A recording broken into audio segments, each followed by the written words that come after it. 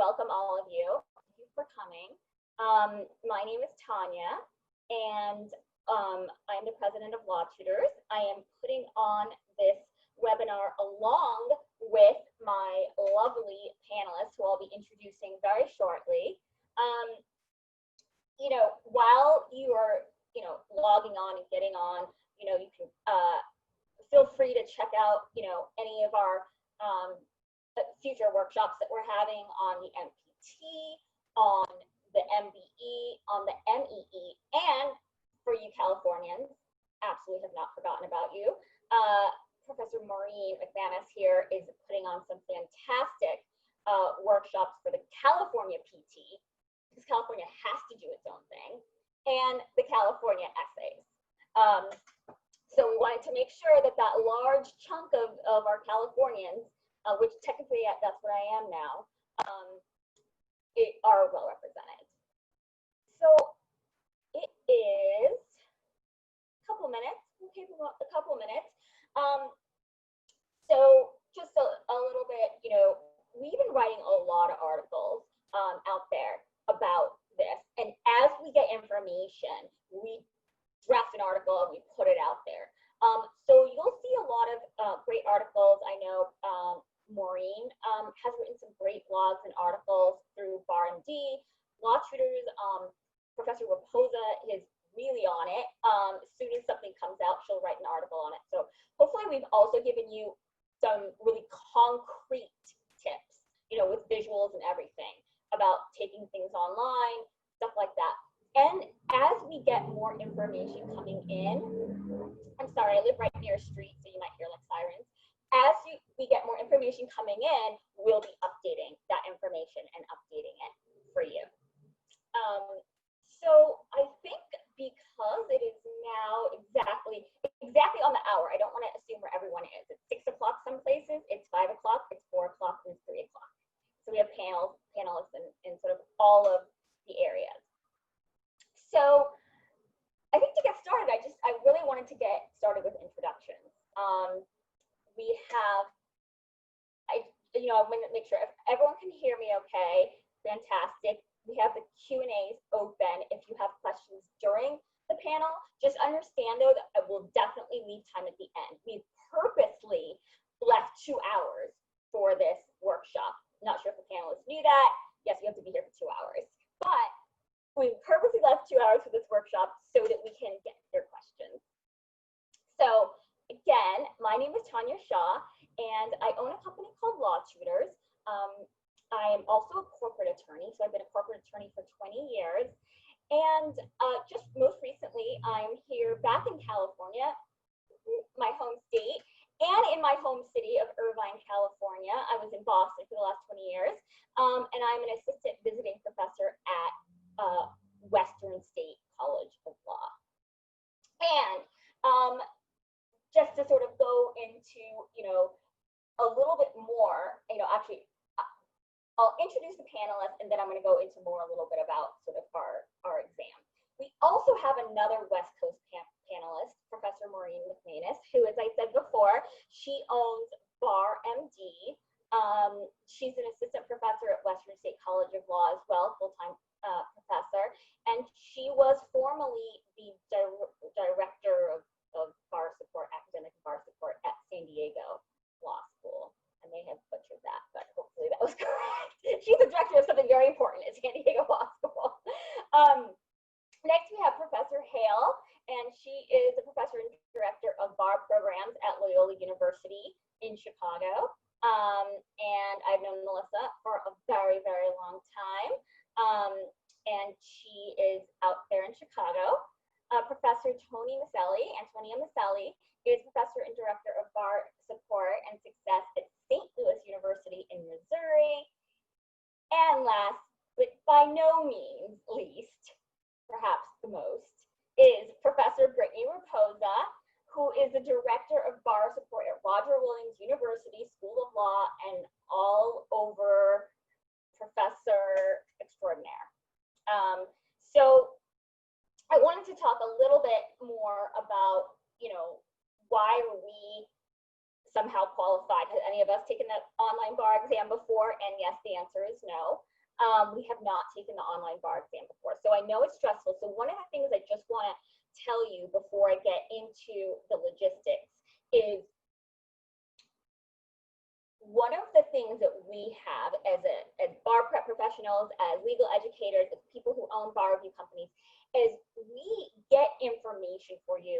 I think one of the participants was asking, you know, hey, can you please advocate on our behalf for scratch paper? And that's sort of what we've all been doing, right, behind the scenes. So what we do is we do get inside information. However, what I want to make very, very clear here is that we don't know all the answers, and we might not know the exact answers. So what we're going to share with you is stuff that we have heard and stuff that we think credible sources have told us, but each jurisdiction is different, right? So California, as you know, very different, and we'll talk specifically about California.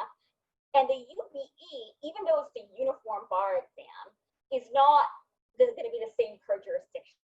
So each jurisdiction is going to have their own rules. So we're going to talk about that. So I just want to sort of give you an overall roadmap of our exam. Okay, not our exam, our webinar. If I could give you a roadmap of the exam, then that would be fantastic. So let me give you an entire roadmap of our exam. So very first, we just want to talk about the logistics. I think that is probably one of the biggest concerns, in addition to, of course, taking the bar, but the logistics. What is it going to look like? What does it mean to take an online bar exam? What does it mean to, you know, have artificial intelligence watching you like Big Brother? Then we're going to actually talk about the content. And most specifically, we'll have the uniform bar exam content talked about first, and then we will talk about the California content. Third, we're going to sort of talk about the study process for the October exam. So what we don't want to forget is that in addition to your having to take an online bar exam, many of you did not know when your bar exam was going to be, and has expected in the beginning that they would be taking this July bar exam and go through the traditional method of studying. And all of a sudden, what does it mean when your bar exam's in October? And then, like, how are you supposed to study? Are you supposed to study differently because it's shorter?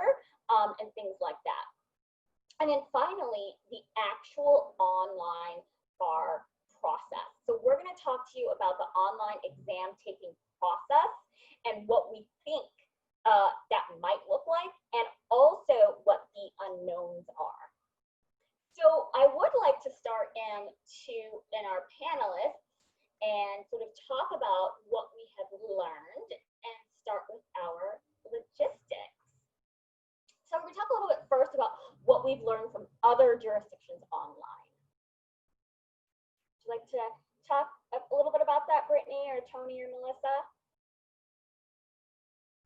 You're on mute, Brittany. I'm mute. Hi, everyone. Thanks for coming. So I'm going to talk a little bit about what we've learned from other jurisdictions online. Not just, for example, you know, what the jurisdictions who have already had the bar exam are looking like, but information that I've personally gathered from some jurisdictions who are moving online. And so one of the things I cannot stress enough, I think all of the panelists are definitely going to stress the same thing. You also want to constantly check your jurisdiction's website, right? So they're frequently, or they should be frequently posting updates. You want to make sure that you are always checking your jurisdictional website for the internet requirements, software requirements, and everything like that. But from what we know, I think right now, I'm getting a lot of what I know from Massachusetts and speaking to representatives from New York and New Jersey. And so right now, their exam, right, is online. You typically cannot use 2 screens. You can only use 1 monitor. So that's a question that I've been getting from a lot of students, so that way you can max your capacity of what you can see. But unfortunately, seems like most jurisdictions are only allowing 1 monitor. So that way you want to prepare for that. You also want to make sure that you are in a place with reliable Wi-Fi. Most of the jurisdictions, you need Wi-Fi throughout the entirety of the exam. Other jurisdictions, you just need Wi-Fi to upload the exam. But honestly, either way, right, you want to make sure that you have a reliable Wi-Fi connection and that your computer is going to be ready to go, whatever software, right, that might be that your jurisdiction is going to be using. Something that I also know that jurisdictions are planning to do. So jurisdictions are planning to give you information, hopefully very soon, on how to download whatever the program is and allow you to test run the program. So if you remember in law school, I don't know if you did this in law school or not, but you would have to take like the practice test on ExamSoft or whatever software that you were using and downloading on your computer. You're going to be able and likely required to do the same for the bar exam software. So always be on the lookout for an email from your jurisdiction about downloading the software, taking a practice test on the software, or checking your jurisdiction's website for that information. You also want to make sure that you have a webcam. So most jurisdictions are requiring that all students have a webcam on their laptop or on their computer. This is because you are going to be, and we'll get into this in a little bit, but you're going to be proctored virtually, and some of you might be recorded while taking the exam. So you need to have a reliable or a steady webcam.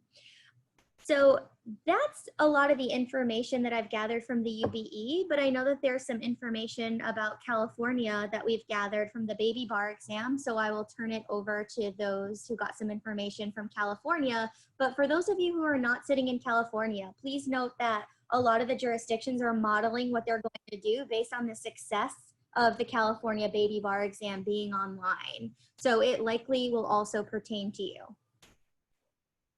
Thank you so much, Brittany. So I'm going to let Maureen chat about this a little bit as I'm trying to make sure that we're going on Facebook because there's a little bit of a glitch. So I'm going to have Maureen start.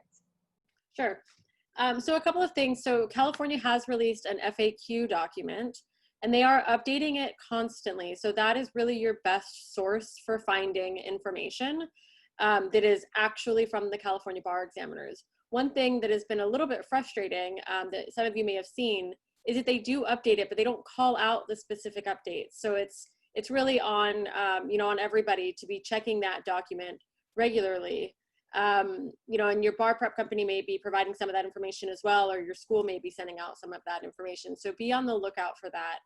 One of the biggest things is California, and this was mentioned earlier. California is definitely not allowing dual monitors, and you actually have to use a laptop. You cannot use a desktop computer. So people have been asking me whether they should go out and buy a big desktop. No, you've got to use your laptop. And you also have to have, again, you do need to have a good Wi-Fi connection at the start of every essay. So that's something to be aware of as well, that you need to have that. Any other points you want to add in, Tanya? No, I think you have covered, all of them. Thank you, Maureen. All right, so next we're going to talk a little bit about some of the software, testing locations, things like that. Hi, so for testing locations, obviously your testing location is going to be of your choice for the most part. I do want to address very quickly, scrap paper was asked about earlier. We're going to talk about sort of ways you can study without this, but to be clear, it's not the individual states' decisions. The states that have adopted the October 5th and 6th online exam, with that exam came a memorandum of understanding from the NCBE with certain restrictions. That might be online somewhere. I'll see if we can link it and potentially have Tanya send it out. But that's coming from the NCBE. So, the different state bar examiners, they're not the ones making the decision about scrap paper. It's the NCBE, and that's going to be the same for all of the October 5th, 6th exams. So testing locations, again, it's your house or your choice of where you're testing. What I would suggest is to find a place, if possible. I know that this is currently a challenge for a lot of people. Find a place that is quiet, that is comfortable. Minimize or eliminate distractions. If you live with people, you know, make sure they know you're taking an exam on that day. See if you can find somewhere where you can physically close the door to shut out those distractions. Again, that's not possible for everybody. I know various law firms and some law schools are working to try to provide space, and that's still very much in the process. But you do want a place that's kind of quiet and comfy. Now, the benefit of an online exam versus an in-person exam is that you can make your space comfy. You're restricted as to what you can have, sure, but you get to choose your chair. You get to choose the table and the space and the temperature. And I cannot tell you how many in-person bar exams I've had students come to me at lunch or the end of the day and their back hurts because the chairs are awful, or they're freezing and the bar examiners won't let in a hoodie and things like that. So I know that it's not much of a silver lining, but trying to look at some silver linings, you get to pick things like your temperature and your comfort level. Now, the other benefit of you controlling the testing location is that science tells us that we tend to remember things in the space that we study them in. So in a typical exam year, you can't go study every day at your testing location, but now you can. And that actually increases the likelihood that you're going to recall information, and it decreases the likelihood that something's going to happen that you don't know about, or you guys have enough anxiety you're dealing with. The same location with the same smells and stuff like that actually can help decrease anxiety. So take the time now to find a space. I've talked to some of my students who are actually potentially traveling to where their parents live and stuff like that. Again, I know everyone has a different situation and it can be hard, but work with your family, work with your roommates, whatever it is, and see if you can find that location. And again, eliminate distractions the best you can. I appreciate that that is impossible for some of you, but you can start investigating a location that will hopefully minimize those distractions now. Fantastic. All right. Do we have sort of anything else to add on this, or anything, you know, more about these items? Any panelists? So, oh, Or are you Maureen? here, California? Okay.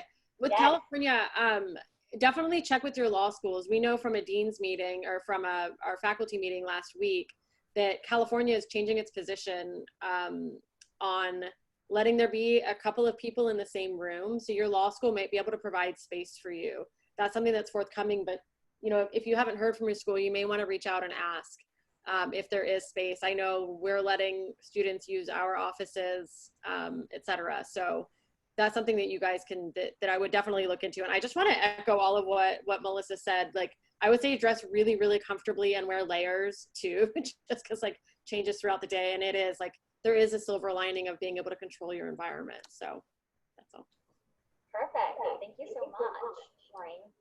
All right. I would also add that I would tell everybody you know, including your neighbors, that you're taking a bar exam that day. I would literally knock on their doors, remind them August, I'd remind them in September, I'd remind them on October 3rd. I would just try to let everyone know that you are taking a bar exam, to not bother you, to keep noise down to a minimum level. So not only your family members, but anyone you can think of that could distract you potentially. Okay. Anybody else have anything about planning or anything like that for the exam? Melissa? We had a question in the chat about a hotel, and I would also like to echo what Maureen said about the law school. Unless you come from a particular law school that you have someone like me that knows that we're already working on it and will update you as soon as she knows anything, definitely reach out to those law schools. Because I think most law schools and states are working on that. As for the hotel, which is not a bad idea if you can do it, to go to that space. The question was asked, if you're in a hotel, do you have to eliminate things like the TV? I'm actually not 100% positive. I think that if you make sure things are out of the frame, right, of where you're going to be sitting, that's not dissimilar to having a studio apartment where you sort of can't have a room devoid of other electronics. And I don't know if Tony, Maureen, or Brittany have other thoughts on that, but I think you could probably reach out to your state and then just do what's possible to make sure that the TV and other electronics are not in your workspace area. On that note, I know that one of the things that I heard in our meeting, in our faculty meeting, was if student, like for example, if a student is going to use my office to take the bar exam, we were told to hang a sheet or to cover our bookshelves. So doing something like that, and that's kind of an easy fix if you are in that scenario where you need to show your screen, you know, even if you're in a hotel, like just bring some duct tape and like hang up a sheet on the wall or whatever it is, you know, in your apartment or your flat or, you know, whatever room you're in. You can just cover anything like that. Like if you have a bookshelf, just hang something over it so they can see that there's nothing visible to you. Yeah, I was going to jump in off of that. With these online proctoring systems, typically they will have you actually take your camera and show the space around you, show down onto your desk, show around. And so when they do that, they're going to see, even if it's not directly in your screen, they're going to see what's around you. And so I think that the sheet idea is a really great one to just cover it up so that they know you can't access it and it's not there. The other thing is I would just really emphasize that minimizing distractions. I know for me personally, I've got kids at home, and so you can plan on them not interrupting, but they sometimes open the door and run in. And I've had that when my husband's been taking online exams that are proctored, and that's going to be something that gets flagged because there's movement and he turns towards them, even if he's telling them to go out of the room. The good news is that with those online proctoring systems, if it gets flagged, it's going to be viewed by someone in person who will likely see that that was not you cheating. But just be aware that that is something that would flag. And so as much as you're able to truly eliminate those distractions and have the kids out of the house for a couple hours that day and the next day, the better off you are, because truly unexpected little occurrences, those will flag you. Thank you. One last note on the location and prepping that way.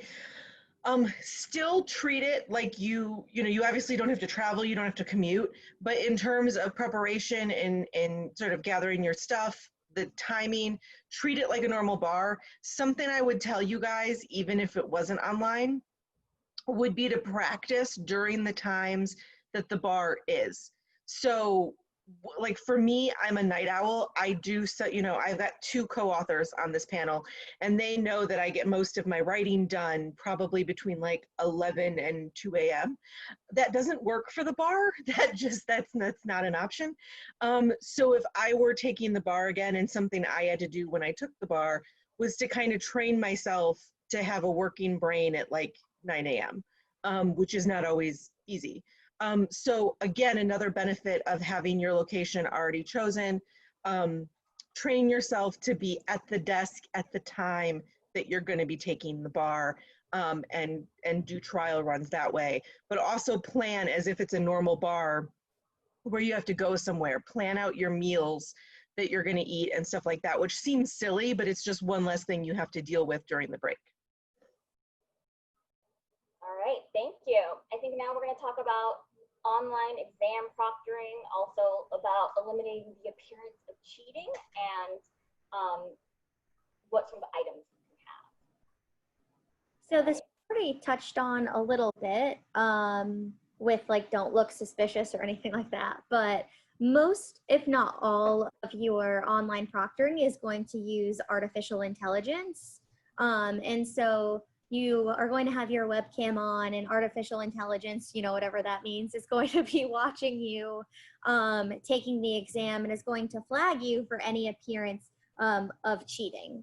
And so Tony kind of said what could be an appearance of cheating, right? Somebody just like bursting into the room, maybe a dog walking behind you, like any sudden movement that's a body that's not yours is likely going to flag cheating. You getting up from your chair might flag cheating in certain jurisdictions, especially those in which you are not allowed to get up during the test taking period. So we don't necessarily know what little movement will cause cheating, right? Like, I don't know if myself scratching my head right now, I mean, probably not, right? It's likely going to be some type of significant movement.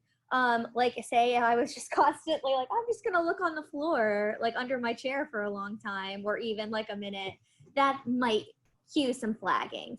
The good thing though is, like Tony was mentioning, most of you are also going to be recorded while taking the exam. So actual people will watch the recorded segments. So if it's silly or if artificial intelligence made a mistake, actual humans will be able to see that you didn't have an appearance of cheating. So you just want to make sure that, you know, there's nothing around you, that no one is going to step into the room. Just be cognizant. I mean, you guys, you know that you have 90 minutes. You're going to be pretty focused on the task at hand and not really trying to do anything else anyway. But just make sure you're just eliminating everything around you that could potentially even distract you, so you're not looking down, looking up. Make sure your cat isn't like scratching at your leg and then you're freaking out. You know, prepare for all of that stuff. Also make sure, pursuant to your jurisdiction's guidelines, that you have permitted items that you're allowed to have. Some jurisdictions are going to allow a water bottle, certain or not, now that it's at home. So you want to make sure, I've seen both. So you want to make sure that you have permitted items that you're allowed to have. Some jurisdictions, like I believe Massachusetts, is not even allowing a pen, right? So you just want to make sure that you have what you can have. You do not have what you don't or shouldn't have. But yeah, I don't know if anyone else wants to jump in. I know Maureen was saying not to eat any spicy food or have a big sandwich. We talked about that before. She was telling that I mean, just earlier. Yeah, I mean, so just any bar exam, I always say, like, be careful what you eat for lunch. Don't eat stuff that's going to make you tired. Or if you eat a sandwich, like, don't have a huge one. And don't eat stuff that's like super spicy that might mess with your stomach, I think, for obvious reasons. And I would prepare your own food rather than having anybody else prepare it. I had 1 year where I had a bunch of people get food poisoning, and that wasn't very fun. So there's that. One of the other things with the AI and with online proctoring, I constantly tell people to like read stuff out loud in your head just to slow down your reading, especially with MBE questions. And the same is true here.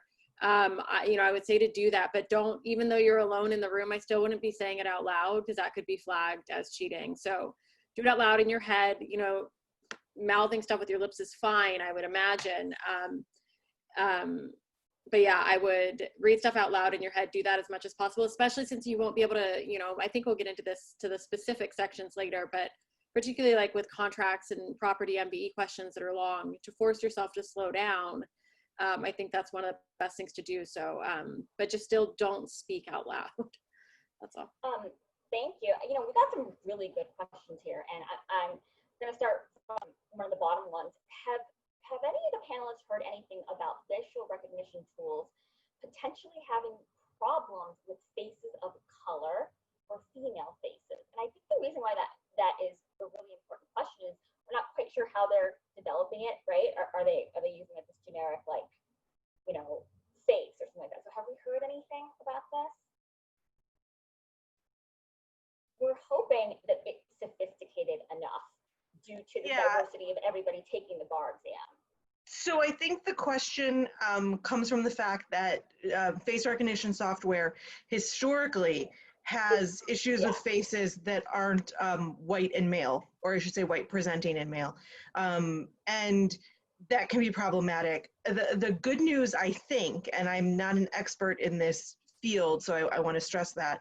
The good news, I think, is that usually when there's a struggle with identifying non-white and sort of non-male faces, it's to match them. So the software kind of thinks like all of us women on this panel look alike and that kind of thing. For the proctoring, they just have to recognize a face. They don't have to differentiate between Brittany and I, right? And so that's kind of good. Other than that, I'm not sure, but I think that's a really good question. And I know that, I don't know if anyone else has heard anything. No, that's an excellent question. And go ahead, Brittany. Sorry, go Well, ahead. I know I just wrote a letter this morning to the NCBE. I do that frequently. You might learn on this panel on how jurisdictions should have a backup plan in case the facial recognition software is failing. So I am advocating for a copy of licenses or some identifying information to be used as a backup with the students or the examinees. And so hopefully something like that also gets put in place, because that's something that I was also concerned about. And so that's just kind of something I put out there.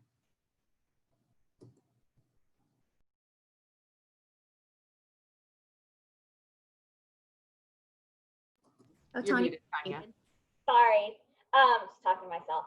Another question was, can you wear a mechanical watch, like in terms of what you're wearing? I think that depends on the jurisdiction, because I know that in some jurisdictions you can, in some jurisdictions you cannot. Like some only allow like a dial watch, or some allow no watches. So I would check your jurisdiction's website for that. If it doesn't say it pursuant to the online exam, check the permitted and non-permitted items for the in-person exam, because they're likely going to be exactly the same. And that's a good question. Can I jump in really quickly Yeah, there, too, though? If your concern is being able to keep track of your time, which I know we'll all touch on when we're talking about various sections of the exam, keep in mind too, though, that these software have built into them generally a timer, and it'll keep track of your time. So that's even more reason why it's really important to test out the software when they allow you to do those practice exams on the software, so that you're comfortable with where you can keep track of your time if you aren't able to have a watch on you. So do keep an eye on that. But yeah, I go back to Brittany's comment about check your jurisdiction, because we have students who take in Missouri and in Illinois, and those couldn't be more night and day. I mean, one allowed pens, one allowed pencils. I mean, it was truly like opposites every year. So it really just depends on your jurisdiction and what they're allowing, even if you're having to go back to their exam day materials.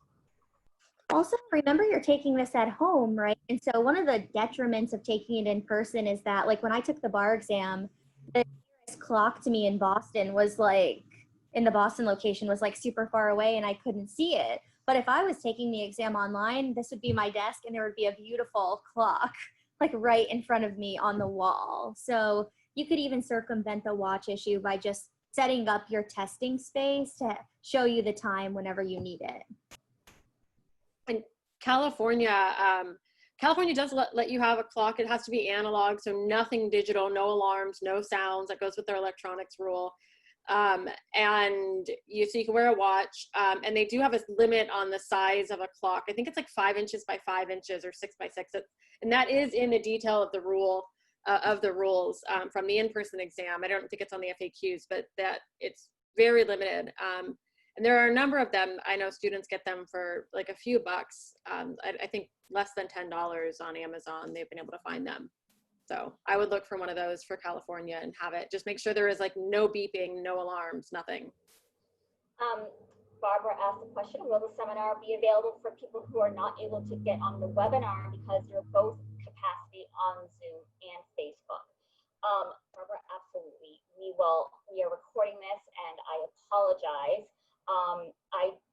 Even though we're streaming on Facebook Live, I do know that some people are having issues getting on it. So we're absolutely going to have us recorded and send it to everybody. And I do apologize about that. All right. Let's see. Brittany, it is time. Well, not Brittany, everybody. It's time to talk about the actual exam. And what we're going to start with, like I said, very particularly, is we want to address the jurisdictions that are UBE jurisdictions. For a second, I'm going to clarify that, and California. Now, it's a bit of a misnomer to call this a uniform bar exam. And the only reason we say that is because while it is administered by the NCBE the way the uniform bar exam would be, it is only good in your jurisdiction. So this bar exam only licenses you in your jurisdiction. And whatever the reciprocity is between those jurisdictions that already exist, I believe, and Tony can correct me if I'm wrong, the reciprocity is such that it has to be taken in the same administration. So we're going to go into that a little bit more too. Yeah, so a good majority of my students just finished taking a live bar exam last week, and it was an official uniform bar exam here in Missouri. And so a number of UBE jurisdictions have signed on to this October exam in lieu of offering that in-person UBE. And by doing so, they're no longer offering a UBE exam. So in order for a UBE score to be transferable, you have to have taken a full UBE in one UBE sitting. What's being offered this October is half of a UBE, right? So in the morning of the first day, you will have one MPT instead of two. You'll have a 30-minute break, and then that's followed by 3 MEEs in a 90-minute session. So instead of a 3-hour block with 6 MEEs, you now have a 90-minute block with 3 MEEs. And then the next day, instead of having 100 MBE questions, again, you're now down to 50 MBE questions in one sitting and 50 in the other. And you've got half the time because of that as well. So they really have taken a UBE exam and cut it in half. Because of that, your score is not going to be transferable like a UBE score would have been transferable. But there is word, at least, that a lot of these October administration states are looking to develop their own reciprocity agreements that would be, again, limited to other jurisdictions that are giving that October exam. So for my students who just took Missouri last week, who have this UBE score in a couple months, that would not be something that could be bartered for reciprocity with these other jurisdictions. This is something where, for instance, Illinois, that is a UBE jurisdiction traditionally, is no longer giving a UBE exam. So they would not be able to take their October score and come to Missouri and use that. But potentially they'll have the opportunity with other October exam jurisdictions. The good news is, in my mind, it's the same preparation, right? So the same subjects are tested on both the MBE and the MEE. It's the same skills tested on the MPT, you just have half the questions. So you're still being tested for the MBE for that multiple choice day, on civil procedure, on contracts, criminal law and procedure, con law, evidence, real property, and torts. And then on the MEE section, again, it's all of those subjects. And in addition to that, you've then got the business associations, the conflict of laws, the family law, secured transactions, and wills and trusts. So all of those are the same things you've been prepping for your UBE and can still now utilize when you get to the October exam. So nothing about the substance of what you've been putting in this time to prepare has changed. All that's changed is, honestly, it's less of an endurance exam than it used to be. And it's much more of presenting knowledge in a little bit more manageable chunks of time. And we were chuckling earlier, Maureen and I were talking about having taken the old California exam when it was 3 days long, right? Going from that to this truly shows the difference in what you're being expected to produce in a certain amount of time. So I see that as a bonus. And you get a 30-minute break in between each 90-minute section. Again, something that you did not get on the official UBE. So I'm a person who always tries to find the silver lining to these situations. It's all you can do. And to me, there's a lot to be said for how you will be taking this exam. Those smaller chunks, same material, same skills, just less to produce in a shorter amount of time. Any additions about the UBE before we talk about California? Okay, so Maureen and I will talk about California, and actually, before we do, I just wanted to address this couple of the questions. Is there, this is a great question, is there any word about New York providing reciprocity or reopening applications for those of us that were pushed out of space because of New York's space restriction? You remember, New York was limiting their registrants, and of course, there was this whole question about like the Commerce Clause. And they were limiting their registrants to a certain number and a certain type who would take them. So do we know anything about if New York is going to be providing reciprocity among the jurisdictions that they usually do? Reciprocity, so what we do know is that all the jurisdictions are discussing it. We have not heard anything that is final or set in stone. So we know that those discussions are still going on.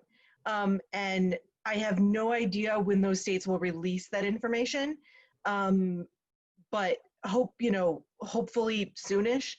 I think that goes along with a question we have in the chat about would you wait until February to see if the score is portable? I don't know. It's hard to say because the question even starts, if you were in our shoes, what would you do? Everybody's shoes are a little bit different. So if waiting till February didn't change anything else in my life, I might do that, meaning, a lot of you need to get licensed for jobs and stuff like that, and waiting till February might not be the best option. I will also say that I did not dream that we would still be dealing with a pandemic in October when we were making these decisions in March. So whether the February bar stays the same or it's online, who knows? I'm not going to pretend to speculate there because, again, back in March and April, I still thought that my summer would be, normal. And I was clearly mistaken. So I'm not going to speculate about February. I am happy to talk to people individually. That's kind of a shout out to my Loyola people, and really go through your individual situation, which I do with a lot of students, because it is so different for everybody. You just have to be prepared that February might be a little bit different as well. There was also a question about whether this changes, whether there's a greater likelihood of doubling up topics.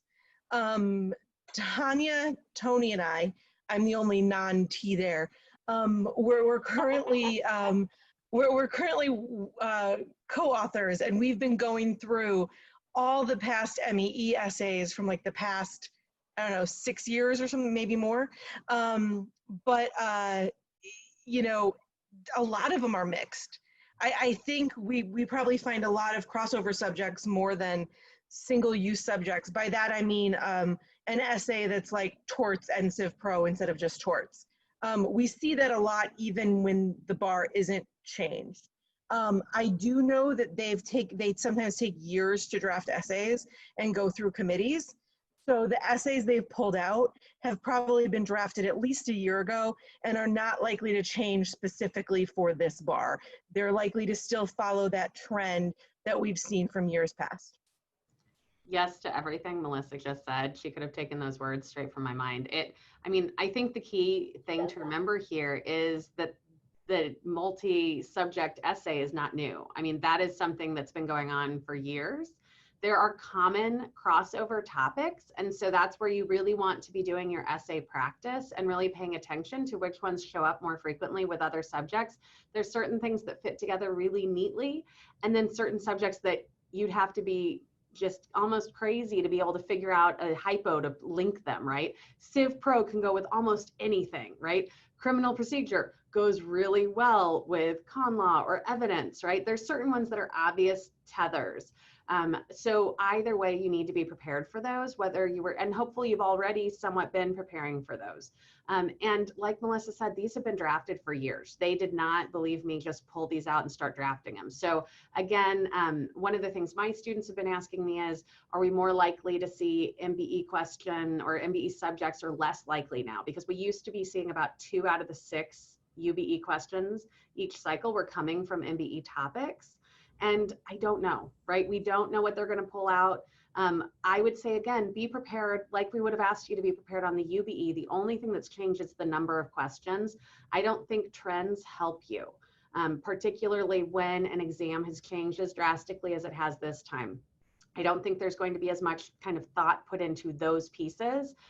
Again, they're not trying to scheme you, right? They're not trying to get anything past you. They're trying to test whether or not you have this basic understanding of the law.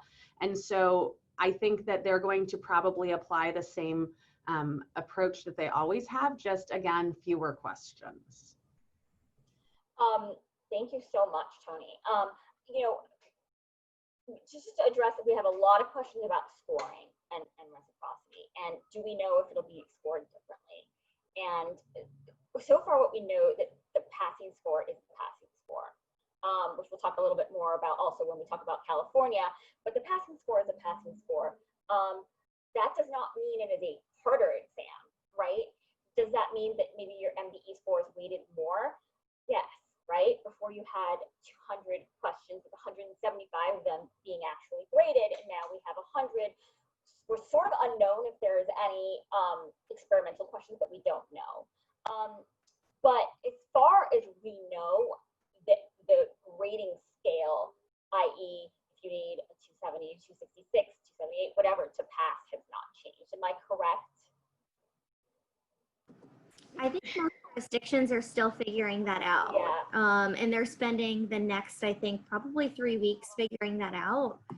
They're hiring professionals that deal with scoring and scaling, and they're all working with those professionals right now, and figuring that out. I think one of the good things about the MBE is that statistically, a student typically performs the same on both sets of 100. Or very similar on both sets of 100. So how you would perform on only one set, likely the second 100 set wouldn't help you anyway in this half of the exam. So it's very rare where a student gets like, 70 out of 100 right on the first set and then 20 out of 100 right on the second set, pending any like disastrous things that happened. So it's not really going to impact you much in terms of scoring, and it's definitely not a harder exam. It's all going to be scaled, so it's essentially the same exam, weighted the same, scaled the same, worth the same with half of the questions. And we're going to talk more about this when we talk, because this was in a Q&A as well, I think. We are going to talk about study strategies as soon as we get through the logistics. So I promise that's coming.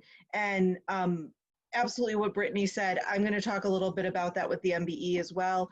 I do know many states are considering lowering the score, but that hasn't happened. And here's the takeaway for you guys. Study as if it's your state score as it is now, because if they lower it, it's only going to help you, right? So if you've studied for that higher score and then you find out I need 10 less points, that's only a bonus for you, rather than doing the other way around. Absolutely. Thank you. We did have a question, and I don't know if this was addressed in one of the questions about, and this questioner has been actually waiting pretty patiently about how are they checking IDs? I know that in some states, they're going to have an examinee fill out a questionnaire ahead of time, where you have to provide a copy of your ID and essentially sign something that says it's you taking the exam. That's all I know for right now of how states are handling that portion. They don't want to stress you out more by filling out one more form, but unfortunately, I think that's one of the only ways, or one of the best, most efficient ways to handle that part. Thank you, Brittany. And I know we sort of talked about this reciprocity a little bit, but we have a question about how will that work for those who might be practicing on, like, for example, on the East Coast and then move to the West Coast. Well, if you mean California doesn't do reciprocity with anybody. So unfortunately, we're our own sort of unique situation. So there's no reciprocity with California, for anyone. I think, again, to go back with what Tony's saying, if you can correct me if I'm wrong, the reciprocity agreements, whether there'll be new reciprocity agreements, we don't know. Like all of a sudden, Illinois had reciprocity with X state, but now they're having it with all these states. And the question is, will they sort of honor those? I think that, again, they're going to be honoring this if you took the same kind of bar exam as that state did. Yeah, just to clarify something really quick, there's a difference between score portability and reciprocity. So score portability for the UBE meant that if I took the bar in Illinois and I got the appropriate score, I could then waive immediately into Missouri, as long as I passed their character and fitness and gave them money. It used to be back in the dark ages, when many of us on this panel took the bar, that you had to wait 5 to 10 years before any state would even consider letting you waive in. And the UBE sort of takes the place of that. So aside from California, Florida, Rhode Island, and Louisiana, and I could be leaving some off, my other panelists can let me know, most states, after you've been practicing 5 years, sometimes 7 or 10, will allow reciprocity, meaning you don't have to retake the bar, you get to present your money and your character and fitness and say, I've been practicing for 5 years, and waive in. what the agreements are now is, as between the states that are using the October 5th and 6th online exam, there is discussion of having immediate reciprocity, but nothing's finalized yet. So there's three kind of things going on there right now. And when the question asks about like East Coast to West Coast, that depends on a lot of things, like what states are we talking about, what time frame are we talking about, but hopefully that clarifies some of that. Okay, and you know, we haven't actually talked about the California scoring yet. Whitney, do you have that slide? Go back one, I think.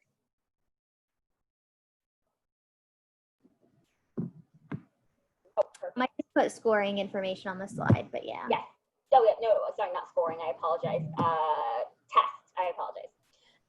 So one of the things, and Marina will have a lot to add, I'm sure, is, as you know, there was a score cutoff is lower. It used to be a 1440 minimum, and now it's a 1390 minimum. So what does that mean? Well, there has been speculation all over the place and about what that means in terms of how things are weighted. As you know, the California bar exam traditionally has been the hardest exam to pass because of the high score requirement and the level of detail that is needed in your answers. So what we do know is that this is good. And that is what we can tell you, right? We can't give you exact percentages. You know, I had my theories. I know Maureen has hers, and different people have their theories about it. But all we do know is that that's probably a couple percentage drop of what is required, and it's a good thing. With respect to the scoring, do you have anything to add, Maureen, about the scoring in particular? No, I mean, just echoing that, like, even though the score is dropped to a 1390 from a 1440, still act as though it's a 1440. You're still shooting for 65s on your essays and your performance tests. You can afford to get a couple of, you know, 60s now, and that's going to be okay. Whereas before it was, you know, a little tougher, but still treat it like it's a 1440, just because you don't, you know, you're going to get that essay that's tough and that you don't really know what's going on, because we know that we get that in California every time. But yeah, I would just treat it the same. And then I don't know if Tanya, if you want to talk about the actual structure of each day. Yeah, so you can, if you wanted to start talking about the essays, Sure. absolutely. So it's going to be done, you know, obviously a little bit differently than it's done in person. So, and this is modeled after how they did the baby bar or the first year law student exam. So on October 5th, the first day, you're going to have 5 essays. You have to be logged on, I believe, by, is it 8:30 a.m.? I have the FAQs pulled up. Might be 8 a.m. You have to be logged on by a particular time. Then you're going to get the first essay. You're going to have a password for that. You're going to have to log in, get the password, and you'll be able to access the essay. You'll have 60 minutes, or if you are accommodated, you'll get your allotted amount of time, and then you'll be cut off. And then you'll get a break in between. You'll get a 15-minute break in between. So it'll be essay, break, essay, lunch, right? So 3 essays in the morning, then you get an hour lunch, and then you'll have an extra 10 minutes to log back on. And then you'll get essay, break, essay. So you'll get a break in between. There's no going back and forth between essays, which is a big difference. So you definitely want to practice that way. And we'll get into the specifics of that in a bit. So that's the first day. So no, there's no PT on the first day. The second day, so October 6th, you're going to take 50 questions. I believe it, yeah, so it's 50 questions and then a break, and then 50 questions and then lunch, an hour lunch, and then your performance test, which is 90 minutes, and you're cut off. You'll have to have Wi-Fi at the beginning of each essay session. So know that as well. Right, absolutely. And, you know, the state Supreme Court, I believe, and Maureen, you can absolutely correct me if I'm wrong, for the PT portion, are they allowing students to use real scratch paper? Yeah, so on the performance test, yeah. So on all of the other parts, you were not allowed any scratch paper, pens, like anything. You will have virtual scratch paper for the essays and the MBE. Do you have it for the MBE as well? Does anybody know? I think each jurisdiction decides when we go Yeah. into that particular one, if you can highlight, not highlight, things like that. Right. And you'll be able to highlight in the essays with the like online highlighters, but you will have virtual scratch paper, no actual scratch paper for the essays. For the performance test, you'll have 8 pieces of 8.5 by 11 normal size paper, or, you know, whatever the regular size is. And you'll have to, at the beginning of each session, you'll have to show the front, or at the beginning of the performance test session, you'll have to show the front and the back of each of your pages of paper. So showing what you had on there.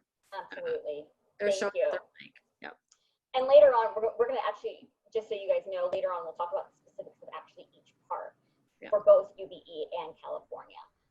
Also, so the state, again, there's FAQs, but the state Supreme Court has decided that students don't have to have a high-speed internet connection. And I think that's because they'll like connect once and then it's fine, and then they'll only connect to the end to upload. So they basically said you don't have to have a high-speed internet connection. I would aim to have one, but there are people who don't. So that's just why they're trying to accommodate for that. Anything else about that, Maureen? No, I just, yeah, just you have to have it at the beginning of each essay. So at the beginning of each essay session. So it doesn't have to be high speed, and you just have to have it to get that password and log into the question, and that's it. So if your internet goes out while you're writing, that's not a big deal. And until it comes to the next essay.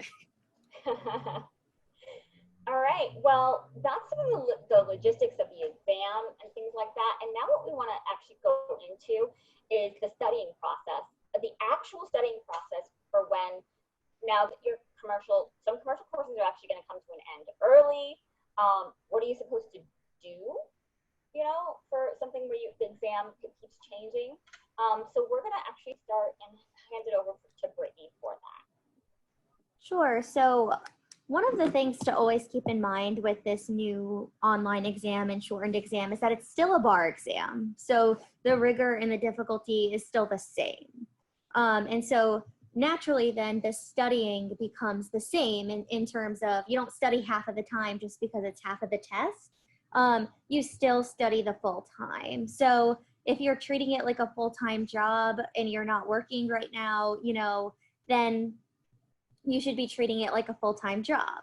If you are in a position in which you had a job that started this fall or was starting this fall, so now it's interweaving with your bar study, I would try to at least study, you know, after or before work 3 days per week, and then utilize weekend time. So note the reason why I didn't say study 5 days per week when you're working and then utilize the weekend time. It's because you'll burn out. So you need a break. So something that I typically suggest students do is that they study on like Tuesday, Wednesday, and Thursday. They have Monday, Friday off. Like they're just working, no studying, and utilize weekend time to study. So you're like getting a good break in between these study periods if you take a Monday and a Friday off if you're working. If you've been studying since May and your exam is pushed to October, you've likely been studying for a really, really long time now. And it's like you just want to get it over with. But it's probably okay to decrease the amount of hours. If you've been studying since May, it's probably okay to decrease the amount of hours that you're studying per day, maybe instead of 8 hours to 6 hours or 5 hours, probably 6 hours. And then once you get closer to the exam again, you can ramp up that intensity at about 4 weeks out. But it's completely okay if you've been studying since May and now your exam is in October. If you take some weekends off, that's fine. Because remember, you want to avoid something that I think a lot of people here are worried about, which is burnout. And there could be, right, a larger opportunity to burn out or a larger risk of burnout when you have such a long study time and this is such an intensive exam that you're studying for. So Melissa's going to jump in a little bit here, but my rule of thumb, right, is to always know when to step away, because what people tend to do is say, you know, no, I'm just going to keep pushing through. But note that when you've had enough, you've had enough. And what you end up doing is you're studying for a longer period of time. And in that period of time, you're likely not retaining anything, and it's likely not adding anything to your performance. And then you're just making yourself more tired to have an ineffective day the next day. So know when you've had enough. This is like my rule of thumb. When you know you've had enough, either you are doing okay and then you're just plummeting on questions. It's likely because you're exhausted. Or if you have to keep reading something over and over again to understand it, that's like me every day at a certain point. Or if you're studying and you feel like you're about to just or you just cry because you're so exhausted, right? And maybe I use that as an example because I was like a prior when I was exhausted and stressed. But if you're feeling those intense emotions, it's likely best to step away. And please note that even if your exam was not pushed back, breaks were still critical. But with this long study period, breaks are even more critical. You have to take care of yourself and know when it's time to step away. But I'll let Melissa keep talking about burnout. So I agree with all of that. Even if we weren't dealing with a different bar in the middle of a pandemic, and you were taking it in July, I would be telling you to know when to step away, because everything that Brittany said is absolutely correct. And you're actually, you're ineffectively studying, and not just ineffectively studying, but kind of doing a detriment to yourself. If you're frustrated, if you're upset, if you're tired, and you keep studying, you're just going to further make yourself frustrated and upset, and your brain literally stops processing the information. So not only do you continue to be tired, but you're sort of in this cycle of just getting more and more tired and processing less and less information. So you absolutely have to step away. Also, those breaks are critical. So like Tony, I'm a big fan of let's try to find the positive in all of this madness. And one of the positives is scientists who study learning and memory have found out that the best thing we can do for recall is something called spaced repetition, which capitalizes on the fact that we have a forgetting curve when we learn something. And what they say is, like, say that you have a year to learn something. You should study something the first day of month 1, and then like maybe wait 3 weeks and go back to it. When you're studying for the bar, that's normally not an option. And even now, I wouldn't say, go a month as a break, but you can utilize this extra time until October to capitalize on that spaced repetition. And the best way you can do that is remind yourself of 2 things. One, breaks are good. They revive you and they help you process and remember information. So if you, kind of like what Brittany said, if you've been studying since May, you're ready to be done, and I understand that. So take a couple days off and then get back to it. I've talked to some of you personally already about your individual situations, and some of you might need more than a couple days off, and that's okay too. You need to really think about what you've already done and how far you have left to go, and then kind of plan out something that just fits your lifestyle and what you've already done up until this point. But absolutely in that, think about giving yourself breaks. Think about doing something that's going to help you with things like anxiety, because everyone has anxiety right now, like everyone in the world, and you guys have more than most, I think. You guys are going through a lot, and I have to say, like, class of 2020, you guys are resilient. You're amazing, and you're going through a lot more stress and anxiety than most. So really take care of yourself in that regard. Another way you can avoid burnout, besides breaks and really knowing when to step away, is think about why you're doing this in the first place. And right now it might feel like, well, I'm doing this because I need my license, because I need a job, and I get that. But think back to why you went to law school. Think back to what your plans are with your license. Imagine yourself being sworn in. And as cheesy as it sounds, write yourself a little reminder, a sticky note, something to kind of remind yourself every day of where you're trying to go, because this is tough. And, we were talking earlier that people like Tony and Maureen can say, I had the 3-day bar exam back in my day, but you guys will forever have the, yeah, but did you take a bar exam during a pandemic? And did you, and we survived that, which is tough. It's tough, and you need to cut yourself slack on that. You need to take care of yourself, and you need to remind yourself of why you started in the first place and try to capitalize on those reasons. Also, something else that makes this year more susceptible to burnout and anxiety and depression is the isolation.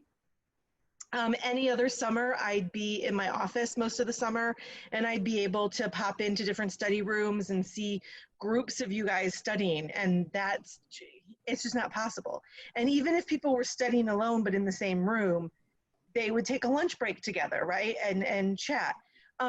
So the best advice I can give you, since we can't do that, is to find a couple people that you know you trust that are gonna build you up, and maybe even if it's just to schedule a weekly Zoom call. I know we're all probably sick of Zoom and screens, but even if it's just to schedule a weekly Zoom call and not even talk about the bar, just, you know, you can complain to each other about what's been going on. You can, you know, trade tricks and tips and stuff like that. But just to have that connection with each other, I think is helpful to avoiding burnout. So one of the things that I think we already talked about, or Tanya definitely alluded to, is the fact that some of you, and I know some of my Roger Williams students are here, shout out to all of you beautiful people. Some of you are going to be finished with your commercial bar course or depleting the resources, not necessarily depleting the resources of them because you'll have extra questions, but your schedule kind of just ends. Or your course, what it did for you is just like extend it through a longer period of time, but didn't add any additional tasks. So the question then becomes, what do you do? And so one of the things that I think is a benefit of having this longer bar study period is more time to memorize. If you ask anyone who's taken the bar exam if they would have done anything differently, it would have been, I wish I started memorizing sooner. And lucky for all of you here, if you didn't start memorizing yet and you're going to start tomorrow, there's still 2 months to memorize, right? So one of the things that I think everyone should do for themselves every day is set out a really specific and detailed schedule for themselves that not only incorporates maybe what your commercial bar review course has you doing, but also make a tally of your strengths, make a tally of your weaknesses, and start plugging into your schedules where you're going to work on your weaknesses to turn them into strengths. That's something I can't stress enough. That's something that a lot of people who are taking the bar exam for the first try do not have a chance to do because they run out of time. And so this is an opportunity for you to really maximize not only your memorization, but also maximize your ability to turn your weaknesses into strengths. So something I would do is make a list and prioritize it. You know, a week before the bar exam, so many people come to me and say, Brittany, there's these bunch of things that I need to work on still. Like, what do I do? You have now a bunch of time to work on stuff. So maybe your list is, I need to get better with the timing on the MPT. I need to learn the rule against perpetuities. I need to learn all of federal civil procedure and understand it better. And I really need to increase my MBE score. So you have a list and you need to prioritize it then into where you're going to incorporate it into your schedule. So now that I want to work on MPTs, now that I have time, maybe I'll do 2 per week if I'm really struggling with time. If I'm really bad at property, 3 days out of the week, I'm going to schedule additional property MBE questions for myself and additional property review. One of my recommendations always is to schedule 1 hour per day of memorization. So that way, you know, whether it's in the beginning of the day, in the middle of the day, at the end of the day, you're already working on memorizing. So like if it was a week for me, I would start maybe with my first hour on Monday memorizing negligence and torts.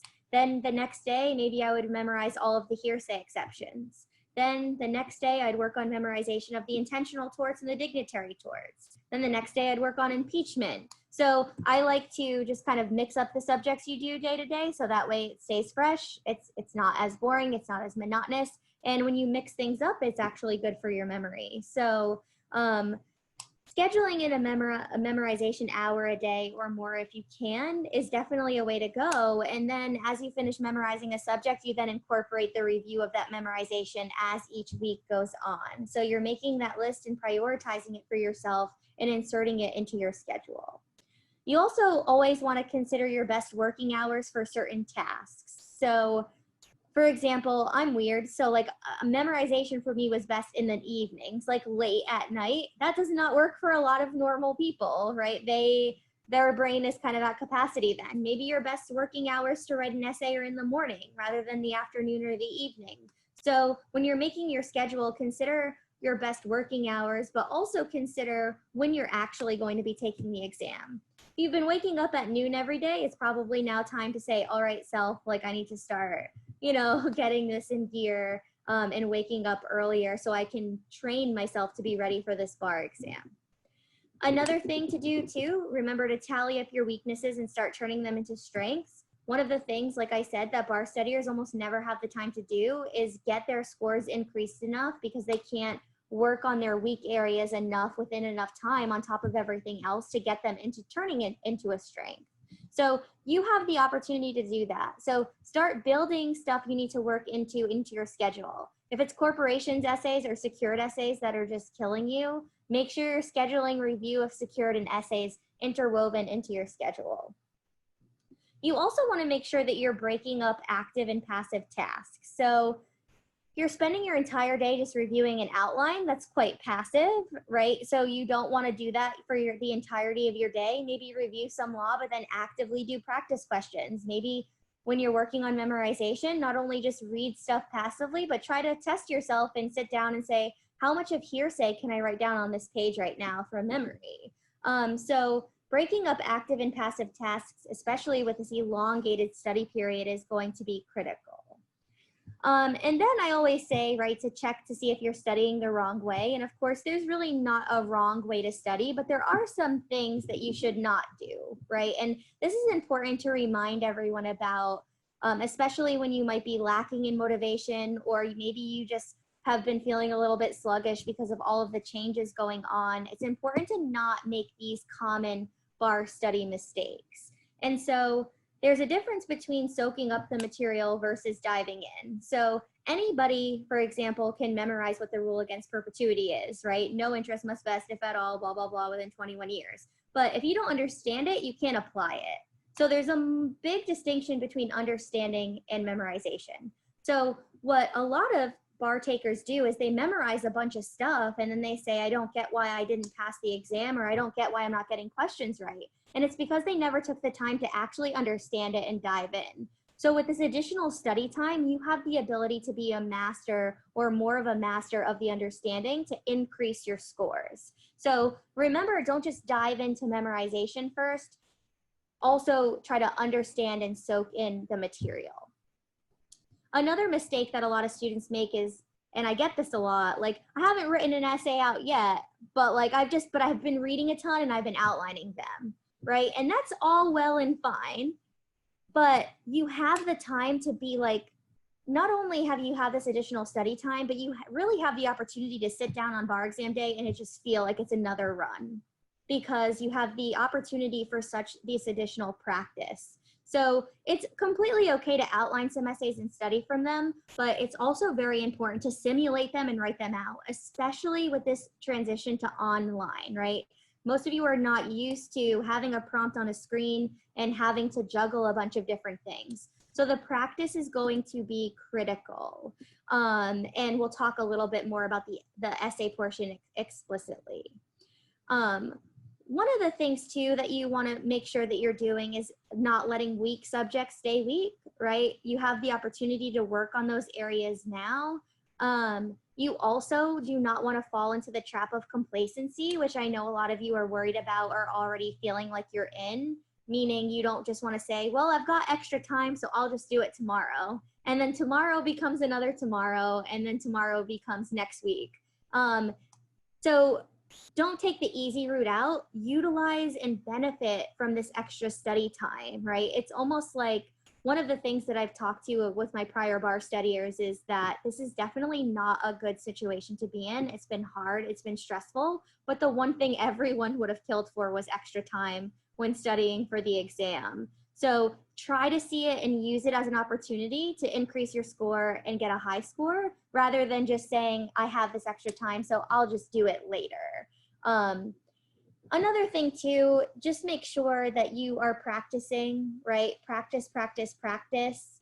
Memorizing the law is great, but if you never practiced it, I mean, you never know if you'll apply it, and you actually never will know if you understand it. So utilize this extra time for additional practice. So don't make these common study mistakes. Speaking of practice, Oh, sorry. go ahead. Oh, Well, I was just, go ahead. Zoom life. Okay, I was just gonna, I just wanted to reiterate something about what Brittany was saying about diving in, right? But then also doing things timed.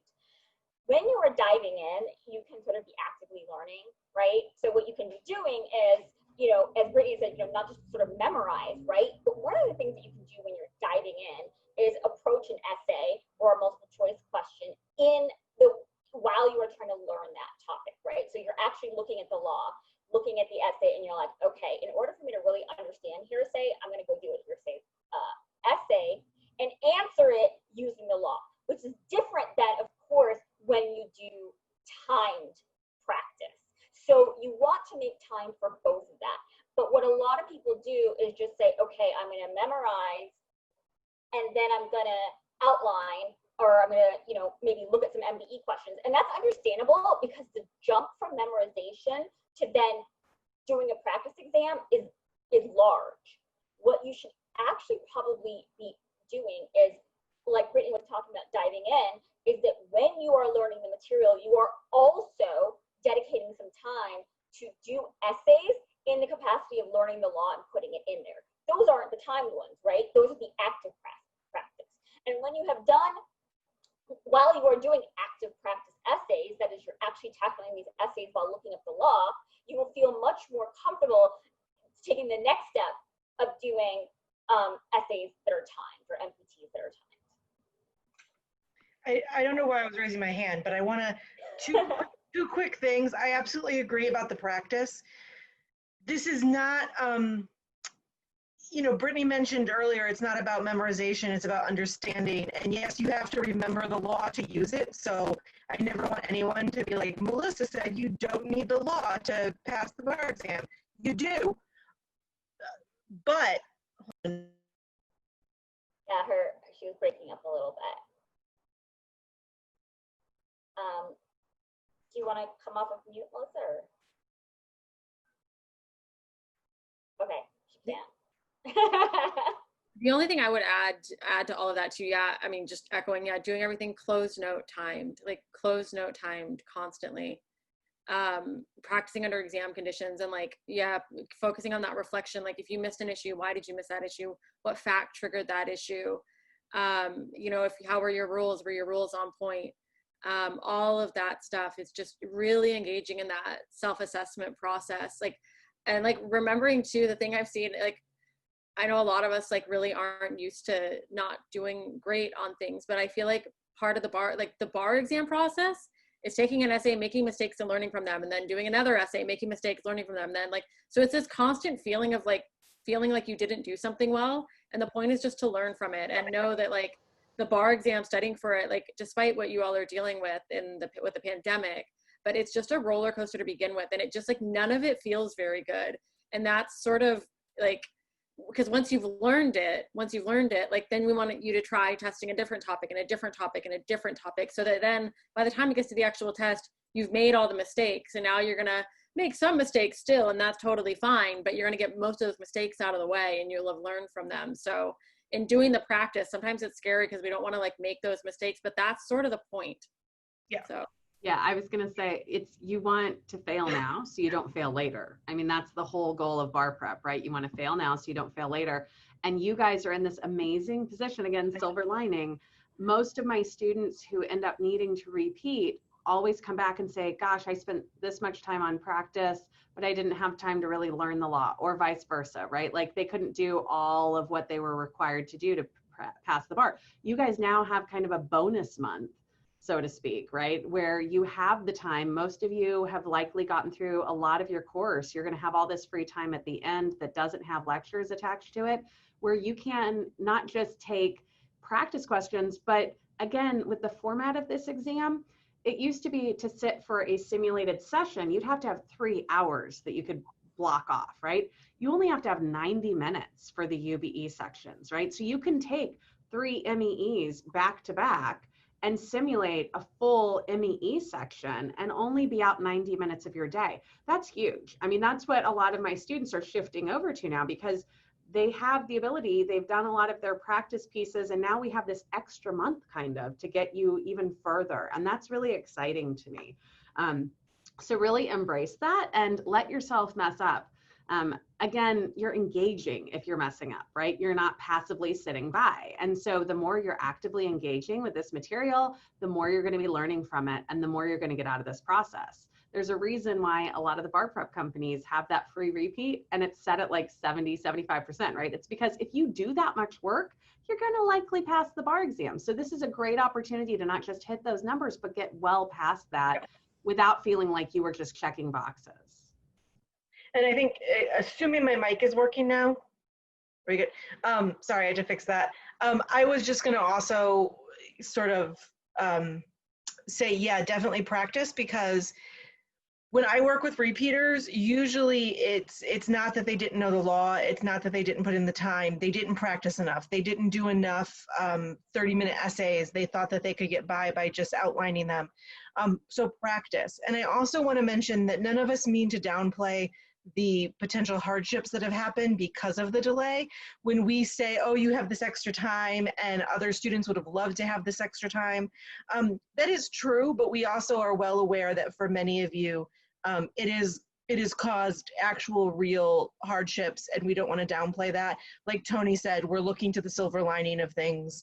And if there is a silver lining, if you can avoid burnout, it's that you have this extra time to practice and, you know, be one and done with the bar instead of learning from your mistakes and having to come back for another bar. Right, and I just wanted to interject something about sort of this trajectory of memorization to open notes to close notes. To echo what Maureen and Tony were saying, absolutely, there is a cutoff time where you need to be doing everything closed notes. However, to get there, right, you'll know, like, okay, I'm cool with torts, I'm going to just go do closed notes. One of the things that Melissa and I stress a lot, Brittany and Tony stress a lot, is that it's great actually to first practice with writing the correct law, because that's going to integrate into your mind, right?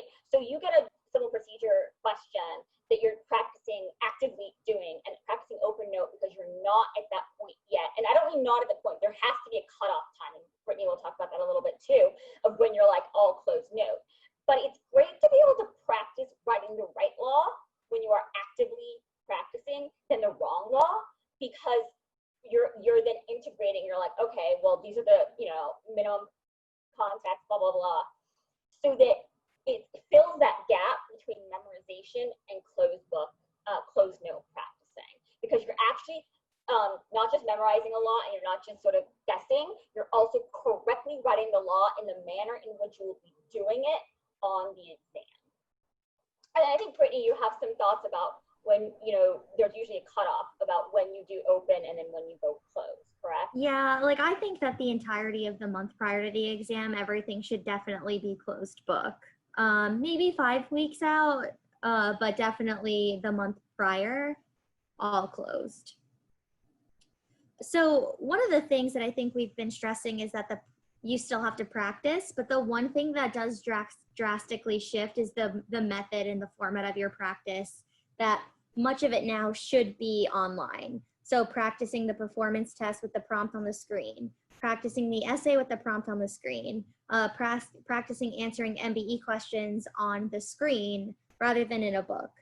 So one question that I get a lot is like, so I have all of these books, can I not use these questions? And that's not necessarily true. One thing I would do is just not get into the habit of treating it like it's on paper. So read the question, answer it, but not, you know, write notes on the side of it. Don't like underline every sentence or write little issue spotting tricks on the side of it. You can still use it, but just refrain yourself from being able to do the things that you can do on pen and paper versus what you can't do when it's online.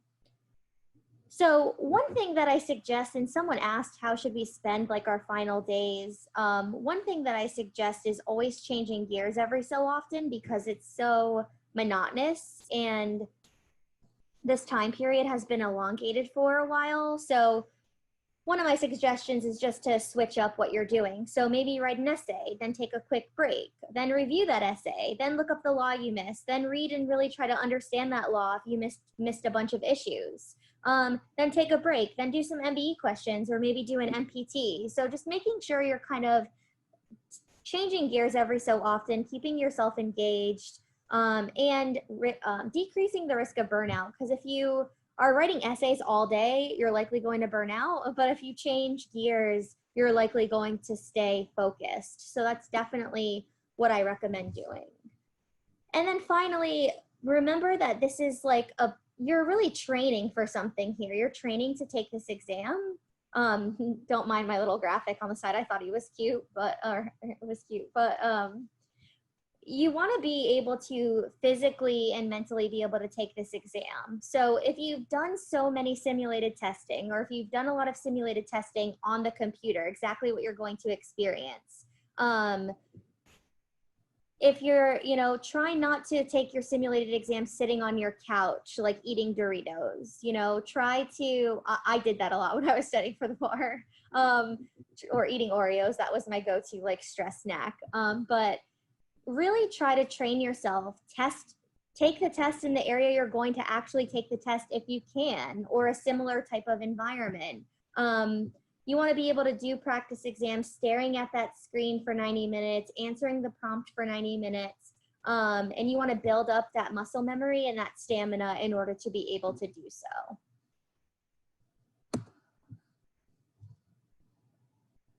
Tanya, you're muted. It's okay. It's a very common phrase these days. All right, talking to myself again. So what we're going to do now is actually talk about each individual component of the exam.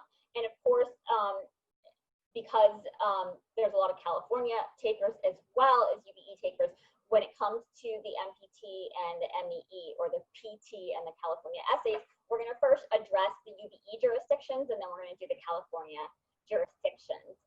But now we're going to talk about each component of the exam with respect to your taking it online. All right. So Melissa. MBE. A couple things. First of all, I want to echo what Brittany said about like building up the physical stamina. Everyone on the panel knows this. If I can get away with it, I will be set up in my bed with like a little laptop thing, and that's where I'm doing my writing and my grading. And you can't do that on the bar. So I hate desks. I've been that way since law school. Like I really hate desks for some reason. And so you do have to train yourself to kind of sit there if that's not something that's normally in your comfort zone. MBE, a couple things to note. Most of the MBE, it's not going to change. So things like reading carefully, reading the call to question first, kind of systematically going through the answers. Luckily, this is all the same. The big change is that you have to do it on a screen in front of you instead of with pencil and paper. This is actually potentially good news in some ways. Again, I'm looking for the silver lining, guys. So most of your software, whether it's Barbary, Themis, Adaptabar, they've already set up MBE questions to be online. And in any other bar administration, that infuriates me because I spend a lot of time printing out Scantrons for my students and giving them pencils and making them do the fill in the blank, which shockingly can be a challenge in and of itself because you guys haven't really filled in a Scantron in a few years potentially. So this is kind of going back to what you've been practicing, and that's a good thing.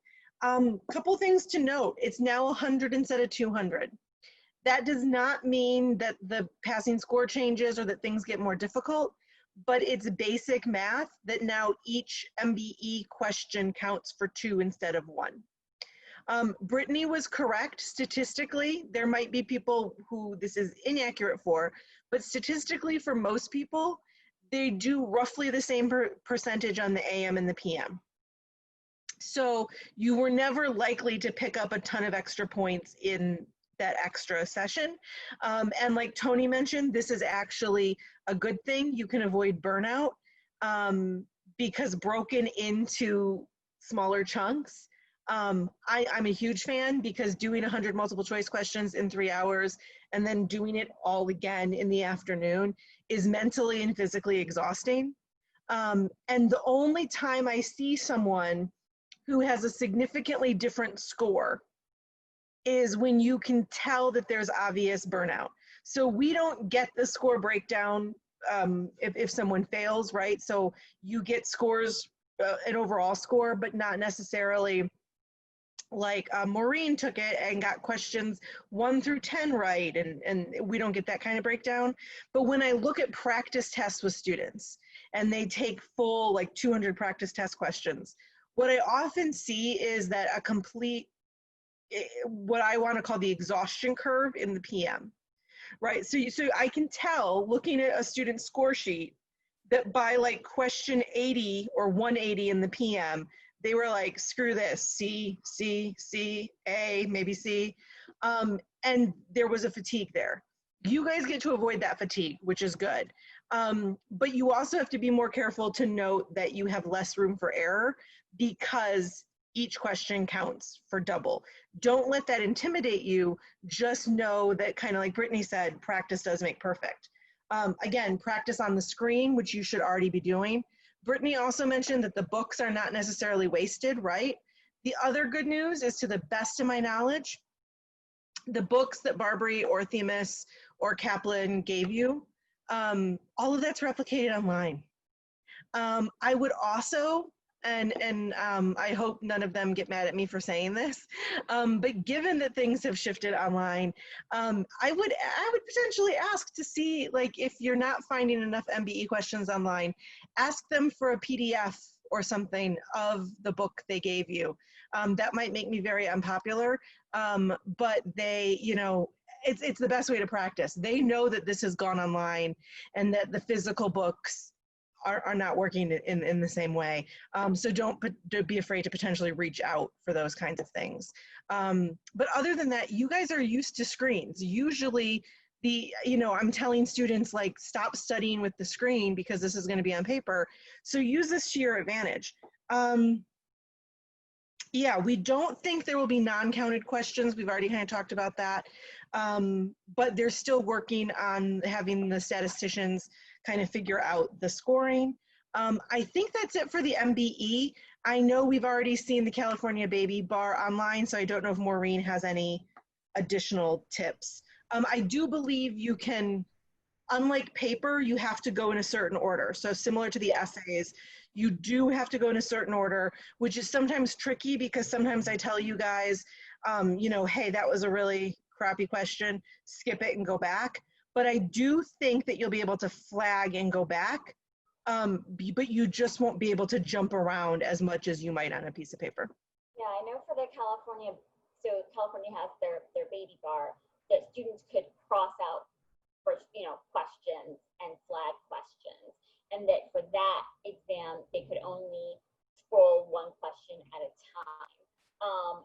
But correct me if I'm wrong, Maureen, there wasn't virtual scratch paper for that, but isn't there still like thoughts about whether or not nobody knows for sure if there'll be virtual scratch paper this time around for the MBE? For the MBE, yeah, I don't recall having a confirmation for it. I was just going back through the FAQs to look at that, and I don't think that it's specifically mentioned for the MBE, and you're not normally allowed to have it, or like barely anything during the actual MBE. Right. I don't think it's going to vary much from what you're permitted in person. So no highlighters, like, I don't think that even on the feature and ExamSoft, like, I don't think you'll be able to use the highlighter feature for the MBE either. So.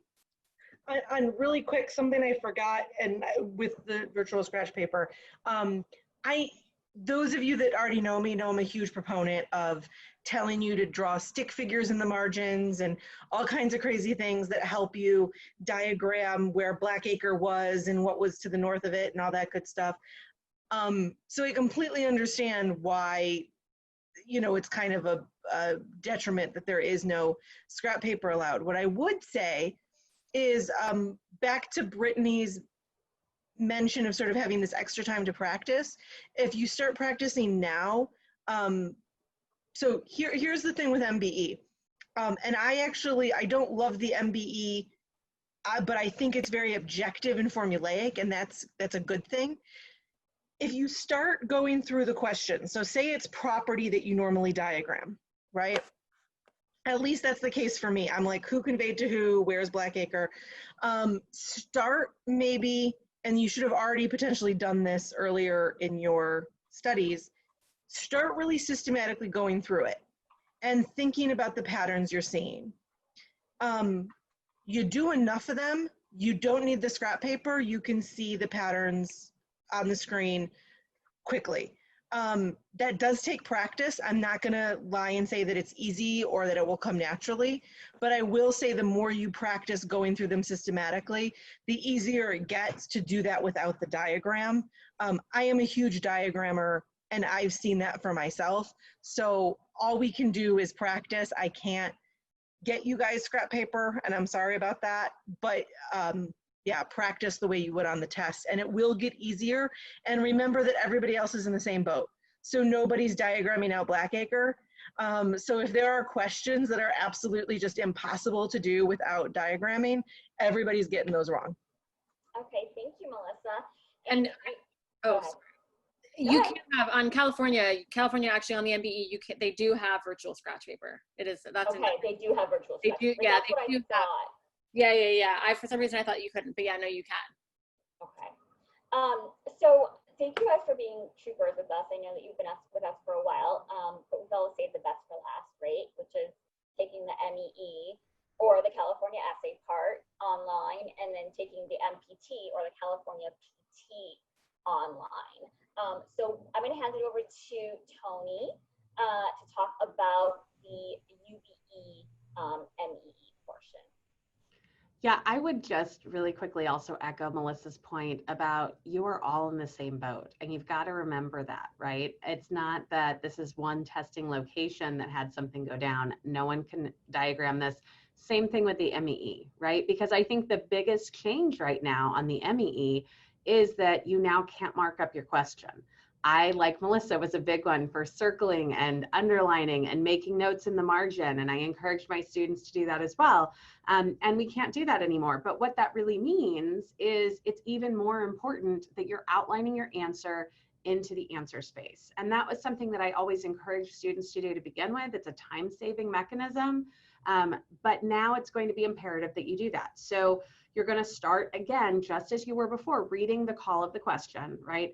Trying to identify what they're asking and setting your answer up right away, using those calls of the questions to create your headings, following the numbering system that they've laid out in the prompts, doing the same things you would have done had it been on paper. You're going to do that when it's on a screen in front of you. That's also going to help you stay organized as you're going up and back between your answer space and the question. And so once you've got those headings in there, then you're hopefully starting to hone in on what the relevant subject is, maybe even the topic. As soon as you identify what rule you think is at issue, type it in, again, under the relevant heading, right? You're keeping yourself organized so that as you're scanning back and forth, you're not getting lost. You're not putting things in the wrong place. And again, once you've typed that rule in, you've saved yourself time, because I think what a lot of people worry about is, oh gosh, I've lost the ability to make notes on paper. I was never a huge fan of writing too much on the paper to begin with, because when you write it on paper, you risk forgetting to bring it over into your answer space. And you risk running out of time and just not having time to bring it over into your answer space. So I was one who was often encouraging students to do as minimum amount as possible on paper and do as much as possible in their answer space. That's just what you guys are going to have to do now. So this is okay. It saves you time in the long run.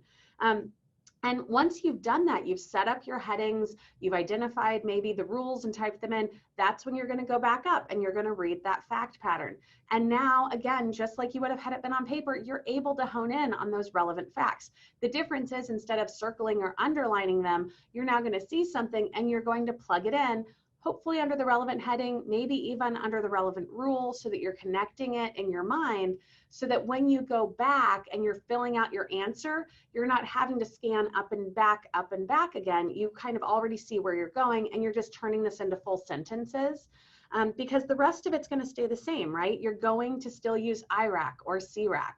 Your analysis has got to connect the law and the facts, right? You can't just make this a grocery list of facts.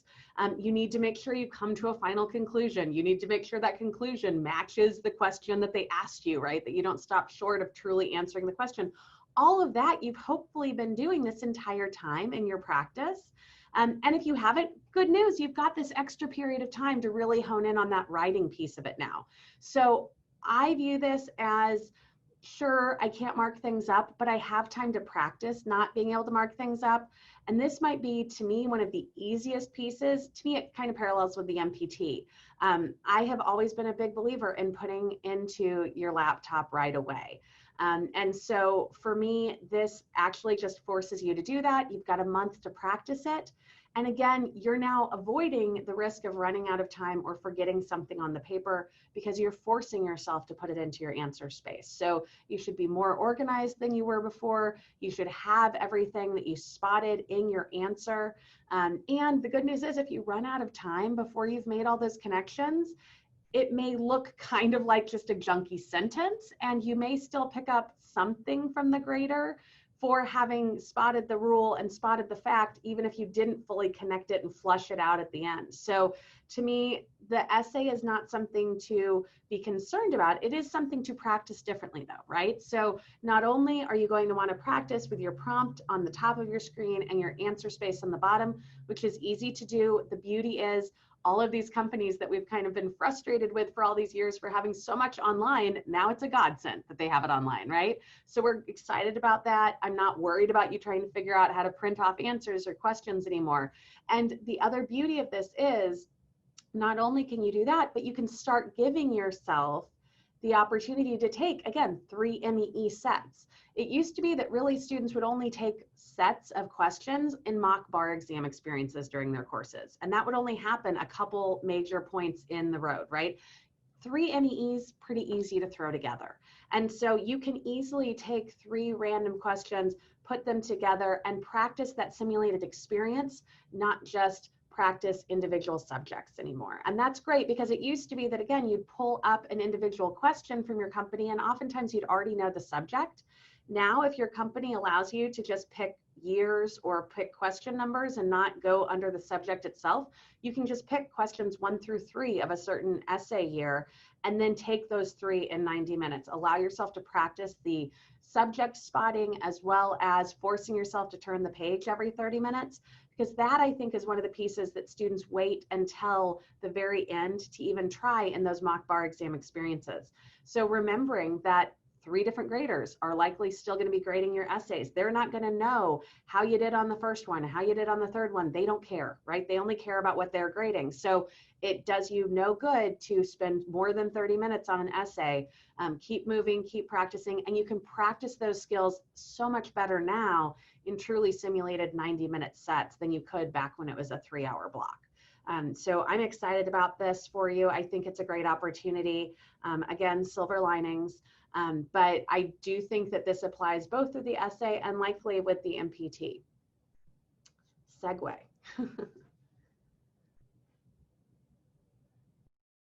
Oh, Tanya, you're still muted. Sorry about that. Now we're going to talk about the California essay. So this is a screenshot for all of you Californians who are like from the baby bar exam, okay? From the California baby bar. So what we have here is you have the question at the top, as you can see, your answer space at the bottom, and then on the right side, the virtual scratch paper. Now, do I want to say for absolute certain that that is what it's going to be like on the actual California bar exam? I'm not positive, but I'm pretty sure they're going to probably emulate what they did on the baby bar exam. So this is a good way. If you can split your screens, on your computer, this would be a great way to sort of practice kind of going forward to kind of split your screen and have like the essay question on one side and maybe your virtual scratch paper on another side. Or your answer space, underneath and have to pull up. And Brittany had messaged that probably most jurisdictions, and I want to emphasize probably, will do it somewhat like this. And especially those jurisdictions that allow scratch paper, which is great for outlining your answer, which you should of course be doing. And so, and as we said, we assume it to be about like a 6 to 6.5 hour day. Excuse me. And I think particularly for California, you know, you really need to utilize that virtual scratch paper, right? Because every single fact, right, matters on that essay because you have an hour, excuse me, you have an hour to write that answer. Maureen, do you have any additional tips with respect to the California essay about taking it online? I'm muted. No, I mean, I think you hit the points. I think, yeah, I really utilize that scratch paper. Somebody asked about splitting your screen, and I'll talk about that too. But you utilize that virtual scratch paper. It's the same approach. When you see the call to question, you want to have your issue checklist, you know, the approach that you take for answering questions. You're going to utilize that same thing. And I believe that you'll be able to copy and paste from your virtual scratch paper into your actual answer space. You can't copy from the fact patterns. So, you know, depending on the layout, the tiling of it, if it's like top and bottom like this, or like how this is with the question and the answer space below, or if you have side to side with the scratch paper and the fact pattern, you know, I like it. I prefer them tiled like 50-50 like this, where it's half, you know, on tiled where it's like long screens. If you want to practice that way, I would say on a Mac, there's a tool that you can get. It's an app that's like $5 called the Better Snap tool. You can get it in the App Store, and it just like snaps your screen, so it's like half and half. And then for PCs, there's one that's basically the same, the equivalent, called Aqua Snap.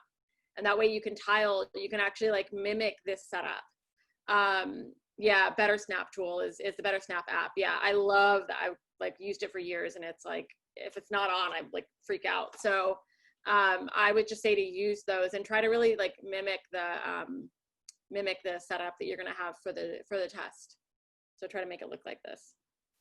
For the October 5th, 6th exam, none of you will have the virtual scratch paper because that's mandated for that exam.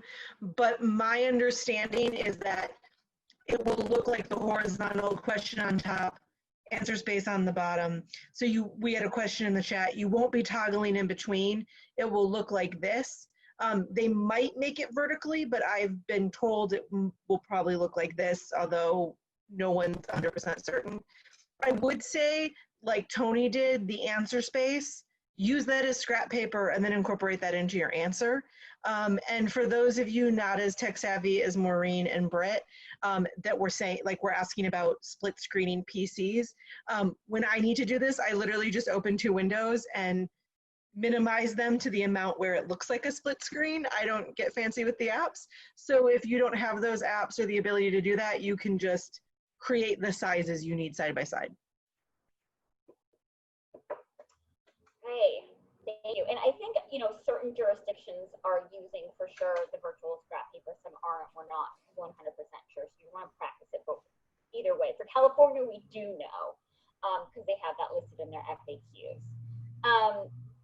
So what we would like to do now is talk about your favorite, which is taking the MPT for the UBE jurisdictions, and then the performance test online for the California jurisdictions. So I'm going to hand it over to Brittany.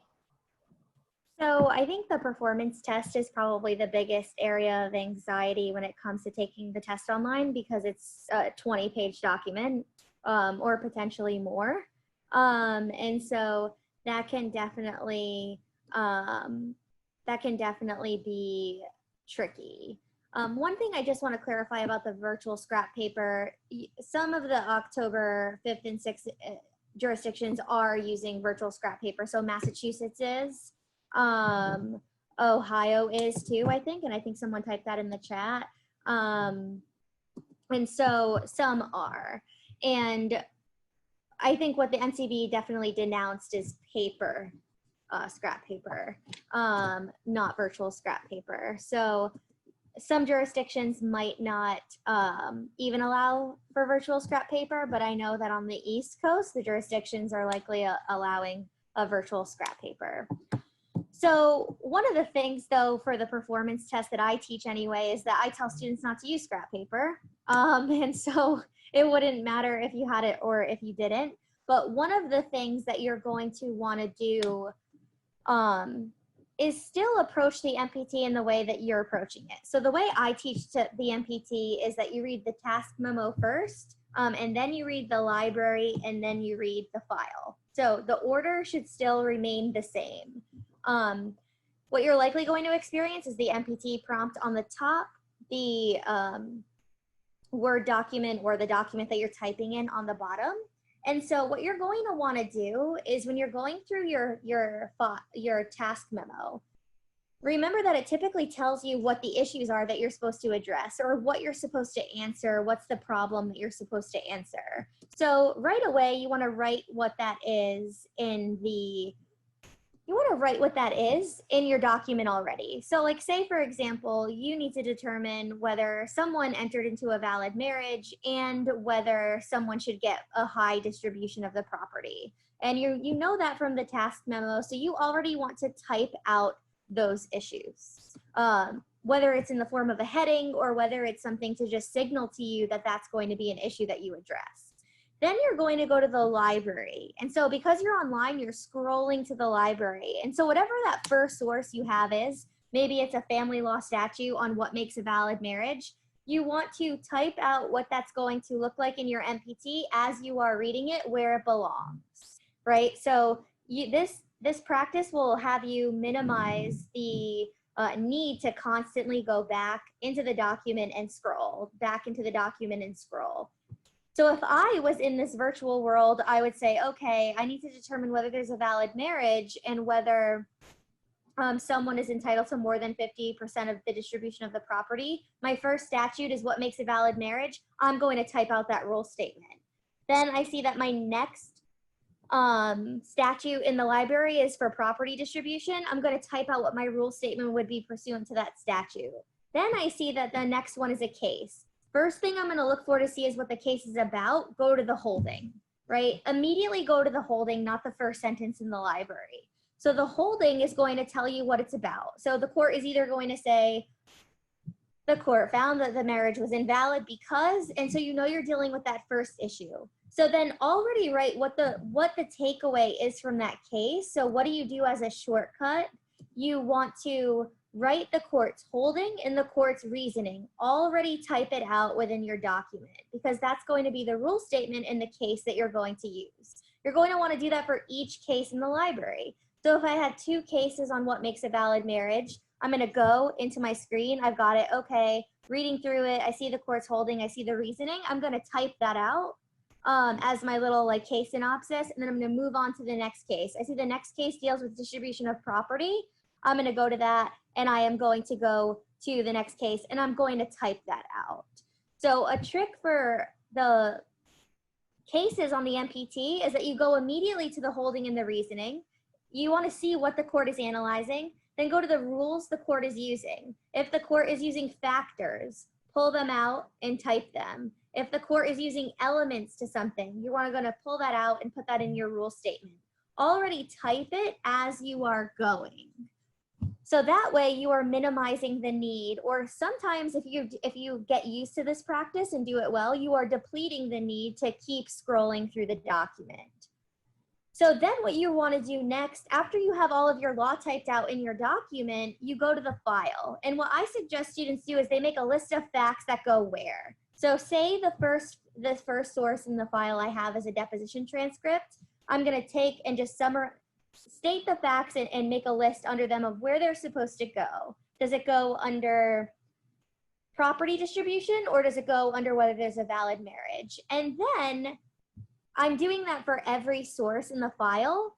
So what I'm left with in turn at the end of probably 45 minutes is one document with all my rules in it and all the facts I need to analyze, right? So it completely minimizes the need to keep flipping back and forth online and scrolling through and going through the different pages. And so an article just got posted to LawTutors where I explain all of this in detail and write it all out too. So be sure to check that out because you can see everything I'm saying right now in writing with visuals to go with this type of presentation.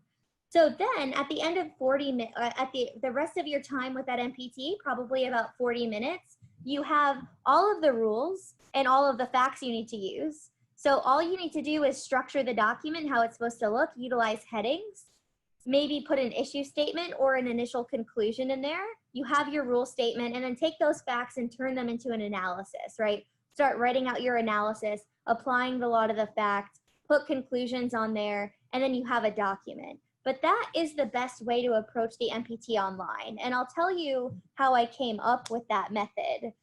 I think it was 2 weekends ago, I pulled 2 MPTs that I surprisingly have never read before, and they were from like 1999 or something like that, in 1996, so I hadn't seen those before, and I actually did 2 MPTs on the screen. So I said, what was my experience like, and what would have made my experience better? What should I have done in hindsight? And so I created this method for approaching the MPT online from experience, from simulating a couple of MPTs for myself, trial and error, and picking out the best way to approach this MPT. So if you're thinking like you spent your weekend doing that, sure, it was actually kind of enjoyable, but that's a different story. But also, it created this best formula, I think, for approaching the MPT online. And so that's the MPT. All right, thank you, Brittany. So we're going to talk, even though the California Performance Test is the same length as the MPT, they're administered by California and not the NCBE.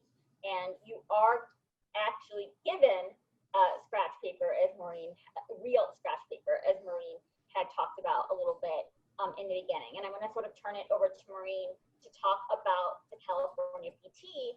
And I'm also going to put a link in while she is, she's talking, because she also did a YouTube video on it. And yes, we will post the article. Absolutely. I'll post that also.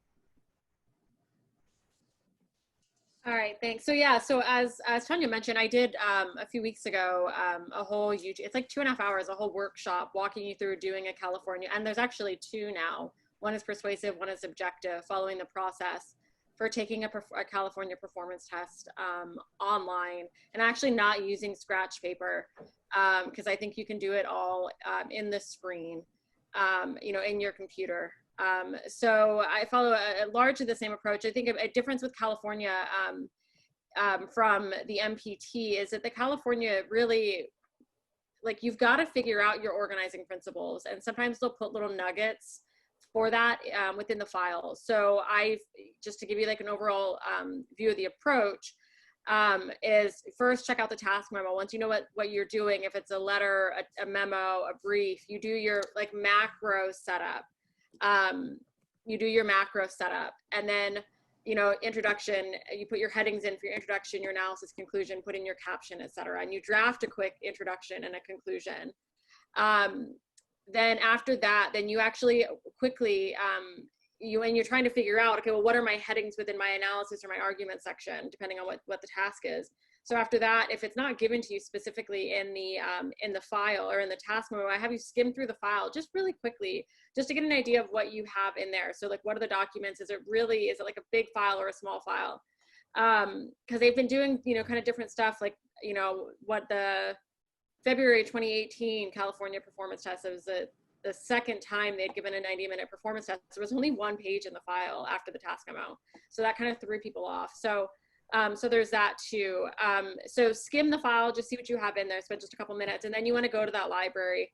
And I have everybody like skim through, go through the library and identify what the issues are, what the rules are, what the analysis and the holding are in each. And then once you've gone through the library, and I use the highlighters. So I label, I do use the highlighters within the exam software. And I highlight my rules in red, and I do my analysis in blue.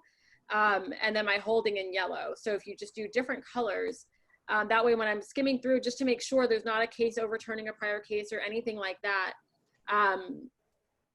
you know, I've got everything highlighted out, what the court is holding and why. And then once I've identified what my rules are, what case I'm using them for, or what issue I'm using each case for, or the statutes for, then I start typing everything in.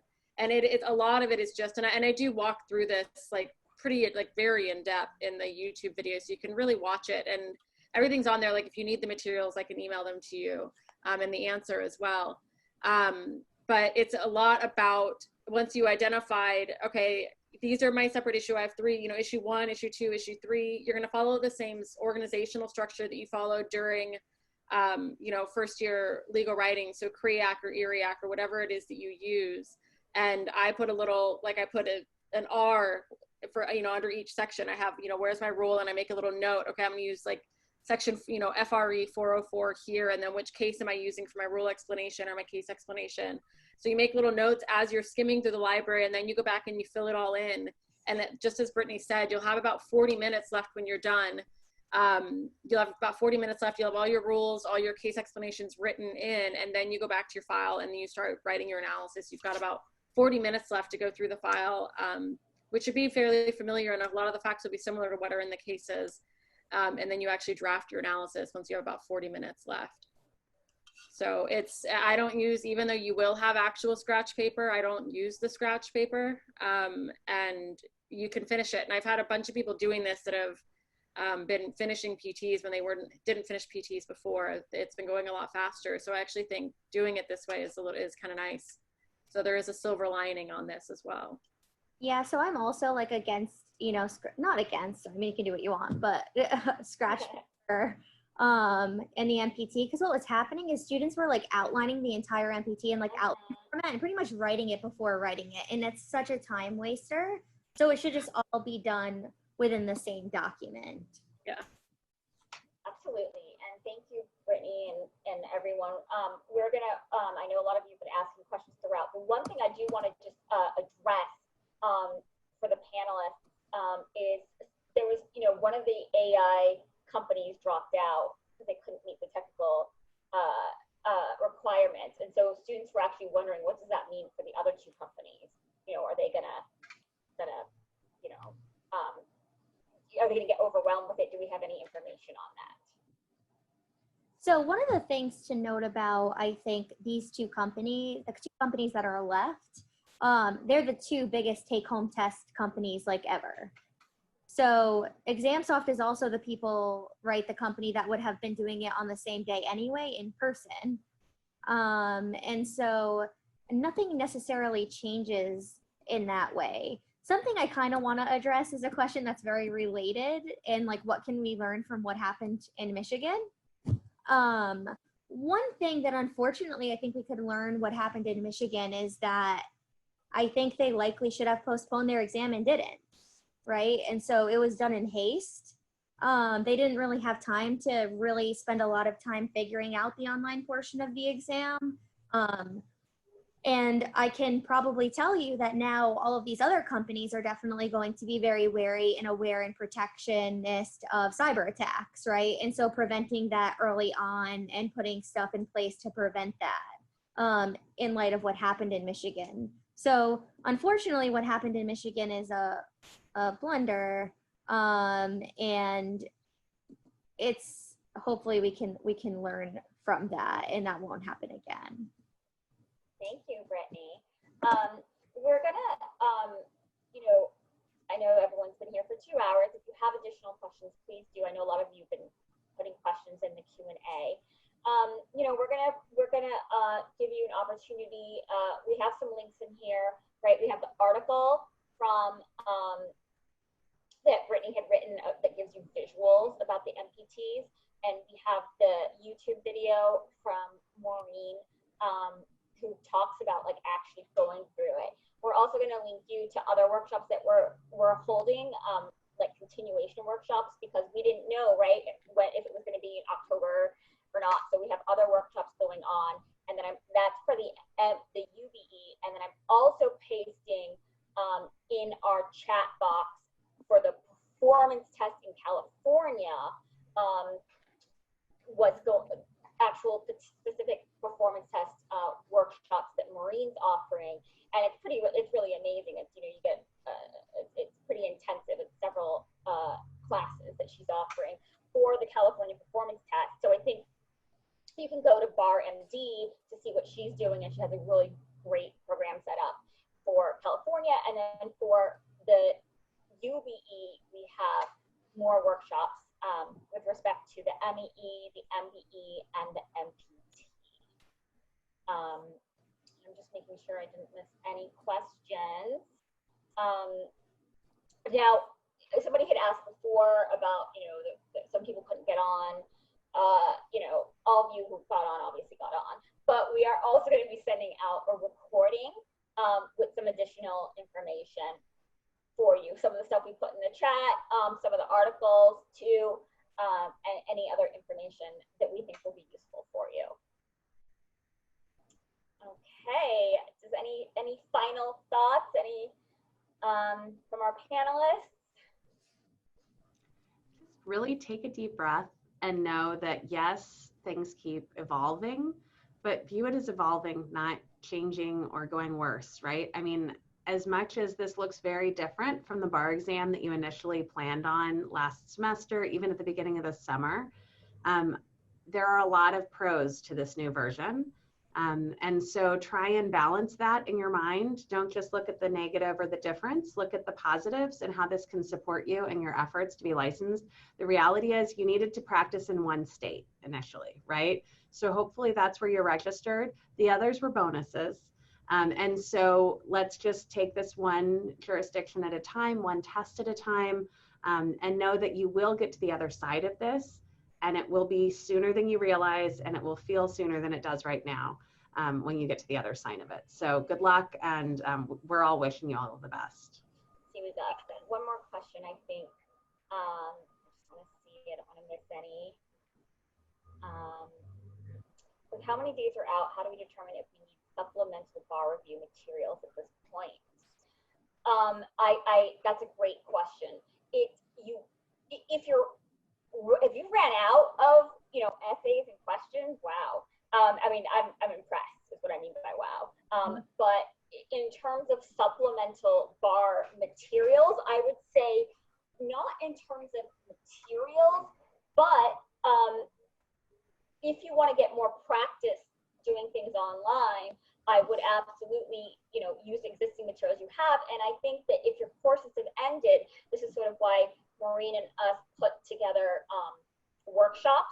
And in those workshops, we give you sort of supplemental material also to go along with that.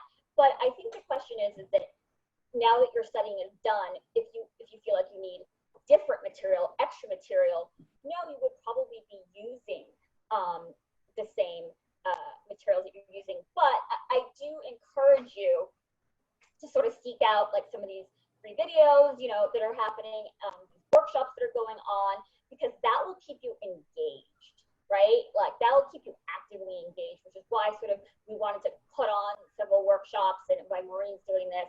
I have a great question. Is the California performance test and the multi-state performance test substantially different in any way? Should the preparation differ in any way? So, I'm going to let Maureen address, having seen both. With the MPT, we have certain trends, right? Just like you have for the California PT, sort of. It's just the California PT hasn't been around as long as the MPT. So a lot of people were sort of basing their studying off of the MPT. Maureen, do you want to speak to any significant differences that you have thought of or seen? No, I mean, with California now having only the one PT instead of two, we used to have 2 3-hour PTs, which Tony and I did, and have probably a little bit of PTSD from. But no, I mean, the PTs, whether it's the MPT or California, like the same people actually write them. The same group of people submit and write these fact patterns. The difference comes in, sometimes different jurisdictions want things written a different way or answered a different way. And I do think that sometimes California has, like, this is something I was talking with another person with about last night or a couple nights ago, that California sometimes drops little Easter eggs in the organization. So with California, substantively, the materials are not different. However, there are the differences, maybe in how you might want to organize. California is like really particular. They want you to organize things the way they want you to organize them, and other jurisdictions can be different too. So that's what I would say is the bigger difference. But substantively, no. The only other thing that I would say is, and like, we never know what's going to happen, but I do expect California, with it being the one performance test, that it's more likely going to be, your standard tasks as opposed to something wild. And like the things that people are freaked out about, like in 1999, how the UBE, you had to draft a will. They just gave a closing argument in February, right? Which essentially still is structurally the same, but like people are like, oh God, I don't want to do a closing argument. So, you know, I think that California will be, you know, a little bit more normal in those tasks that, you know, and I don't know if what you guys think about the MPT this time. And still there was like in February, there was a normal task, and then you know, the closing argument, which is still a normal task, but it's one that, you know, it's not just like a memo or a brief or a letter. So but substantively, the materials are the same. They look a little different. California is called Columbia, Franklin, and in the UBE or on the MPT, they use Franklin. And what's the other one that they use? Olympia. Oh, they use Columbia also? No, Franklin. They use Franklin, Olympia, and isn't it Columbia? Olympia, yeah. I always think of Olympic Park in like Washington, so I'm always but it's not that. So yeah, so they use that, and they use a different font, and the cases are in columns, whereas California's are not in columns. So, you know, it looks a little bit different, but really substantively they are the same. And we do, like in California, we only have a few years worth of 90-minute California performance tests. I don't suggest using the 3-hour ones, because why do that? But we do use some of the MPTs still, you know, and all the bar prep companies. So you likely have seen them as well. So. And I mean, just to jump in on one final point on that, I think that one of the things, we're so focused on all the differences, right? But so much is the same. And one of the things that's the same are those like wild card MPTs, right? So, I mean, I joke that those are like, instead of the wolf in sheep's clothing, they're the sheep in wolf's clothing. I mean, they are structurally the same. They are the same approach. They're just generally something fancy, and then you have to explain why you did it. So it's an objective memo plus something fancy, right? So, I mean, a lot of times if that's your hang up, if you're worried about, oh my God, what if there's only one MPT and it's something like that? That's more reason to make sure you've practiced a couple of those. I just pulled up my calendar. The person who had asked how far out are we, we're over 6 weeks, right? So like, or actually like over 2 months, I think we're at like 8 weeks out, right? A little over 8 weeks. So you have lots of time to do a couple of those wild cards that you may not have done otherwise. So give yourself the opportunity to practice some of those. Take some of that, again, exam stress off of your plate that doesn't need to be there, that otherwise you might not have been able to remove had it been a normal cycle. And also just like going back to the, like, how do you know if you want to do any supplement? Like if you just feel particularly weak and it's not because of burnout, right? Like you're in a good state, you're not burnt out, and you're just like are struggling through particular stuff, then I think that's when, like if you're just not getting something, that's where you want to add. But, you know, your companies do provide you the materials that you need, but, you know, you just got to make the best of all of it. And if there's something you're still struggling with, then that's where these supplements can come in. As for supplements, don't, like Maureen said, the companies provide you with what you need. And there's a lot of value in redoing questions, in redoing multiple choice questions you got wrong, in redoing essays, in turning multiple choice questions into tiny little essays. There's a lot of value in going through those things. So don't think that like the more books you stack up, somehow the better. Think about, you know, kind of like what Maureen said, do you have strengths or weaknesses that you're, you know, there's really a spot you're uncomfortable with and you need to kind of work on that. But otherwise, don't be afraid to go back through older material, redo it, now that you've learned more as well, because the key to success on this is practice. And that's the last note I'm going to leave you guys with. Like Tony said, take a deep breath. You guys can do this. You've been through so much stress. We recognize that, and we're trying to find the silver linings for you guys. But take a deep breath. You can do this, and just keep practicing. Really focus on that practice so that when you're sitting there on the day of the bar, it really is just another essay or another performance test, and it's no big deal. I just want to reiterate what Melissa was saying. One of the things that oftentimes gets thrown to the side at the end is going back and reviewing why you missed something and learning from it. And you've got more time now. So instead of having to outline essays as opposed to fully write them out, you can fully write them out and review them, right? So all of this is added bonus time that allows you to learn so much more about the exam and about your own knowledge than you might have had before. I also want to say to just everyone who is left here, I mean, I think it's an understatement saying that my heart goes out to all of you for what you have been enduring. It's been change after change after change. And I think that one of the things that I think will remain constant, though, is that you want to be a lawyer. And unfortunately, and you know, we can talk about my thoughts on the bar exam a different day, but unfortunately, right now, the way to become one is to pass this test. And I think so the one certainty is that this test is going to happen. And so just try to keep pushing through, try to talk to each other, make sure you lean on each other, and really take care of yourselves throughout this process, because you want to make sure you're in a good mental space to take this exam too. And yeah, I can close out because Tanya can't talk. So we want to thank everyone for coming again.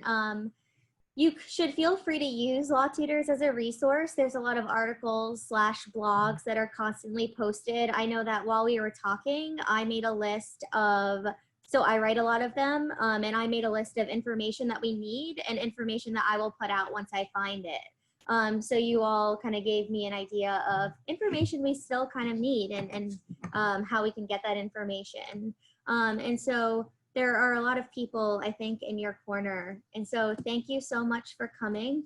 I'm sure if you have a question, you could email anyone on this panel, and we would be more than willing to help you and answer your email for sure. But thank you all for coming, and we will be sending out this recording and some follow-ups, and we will see you soon. Thanks everyone for coming.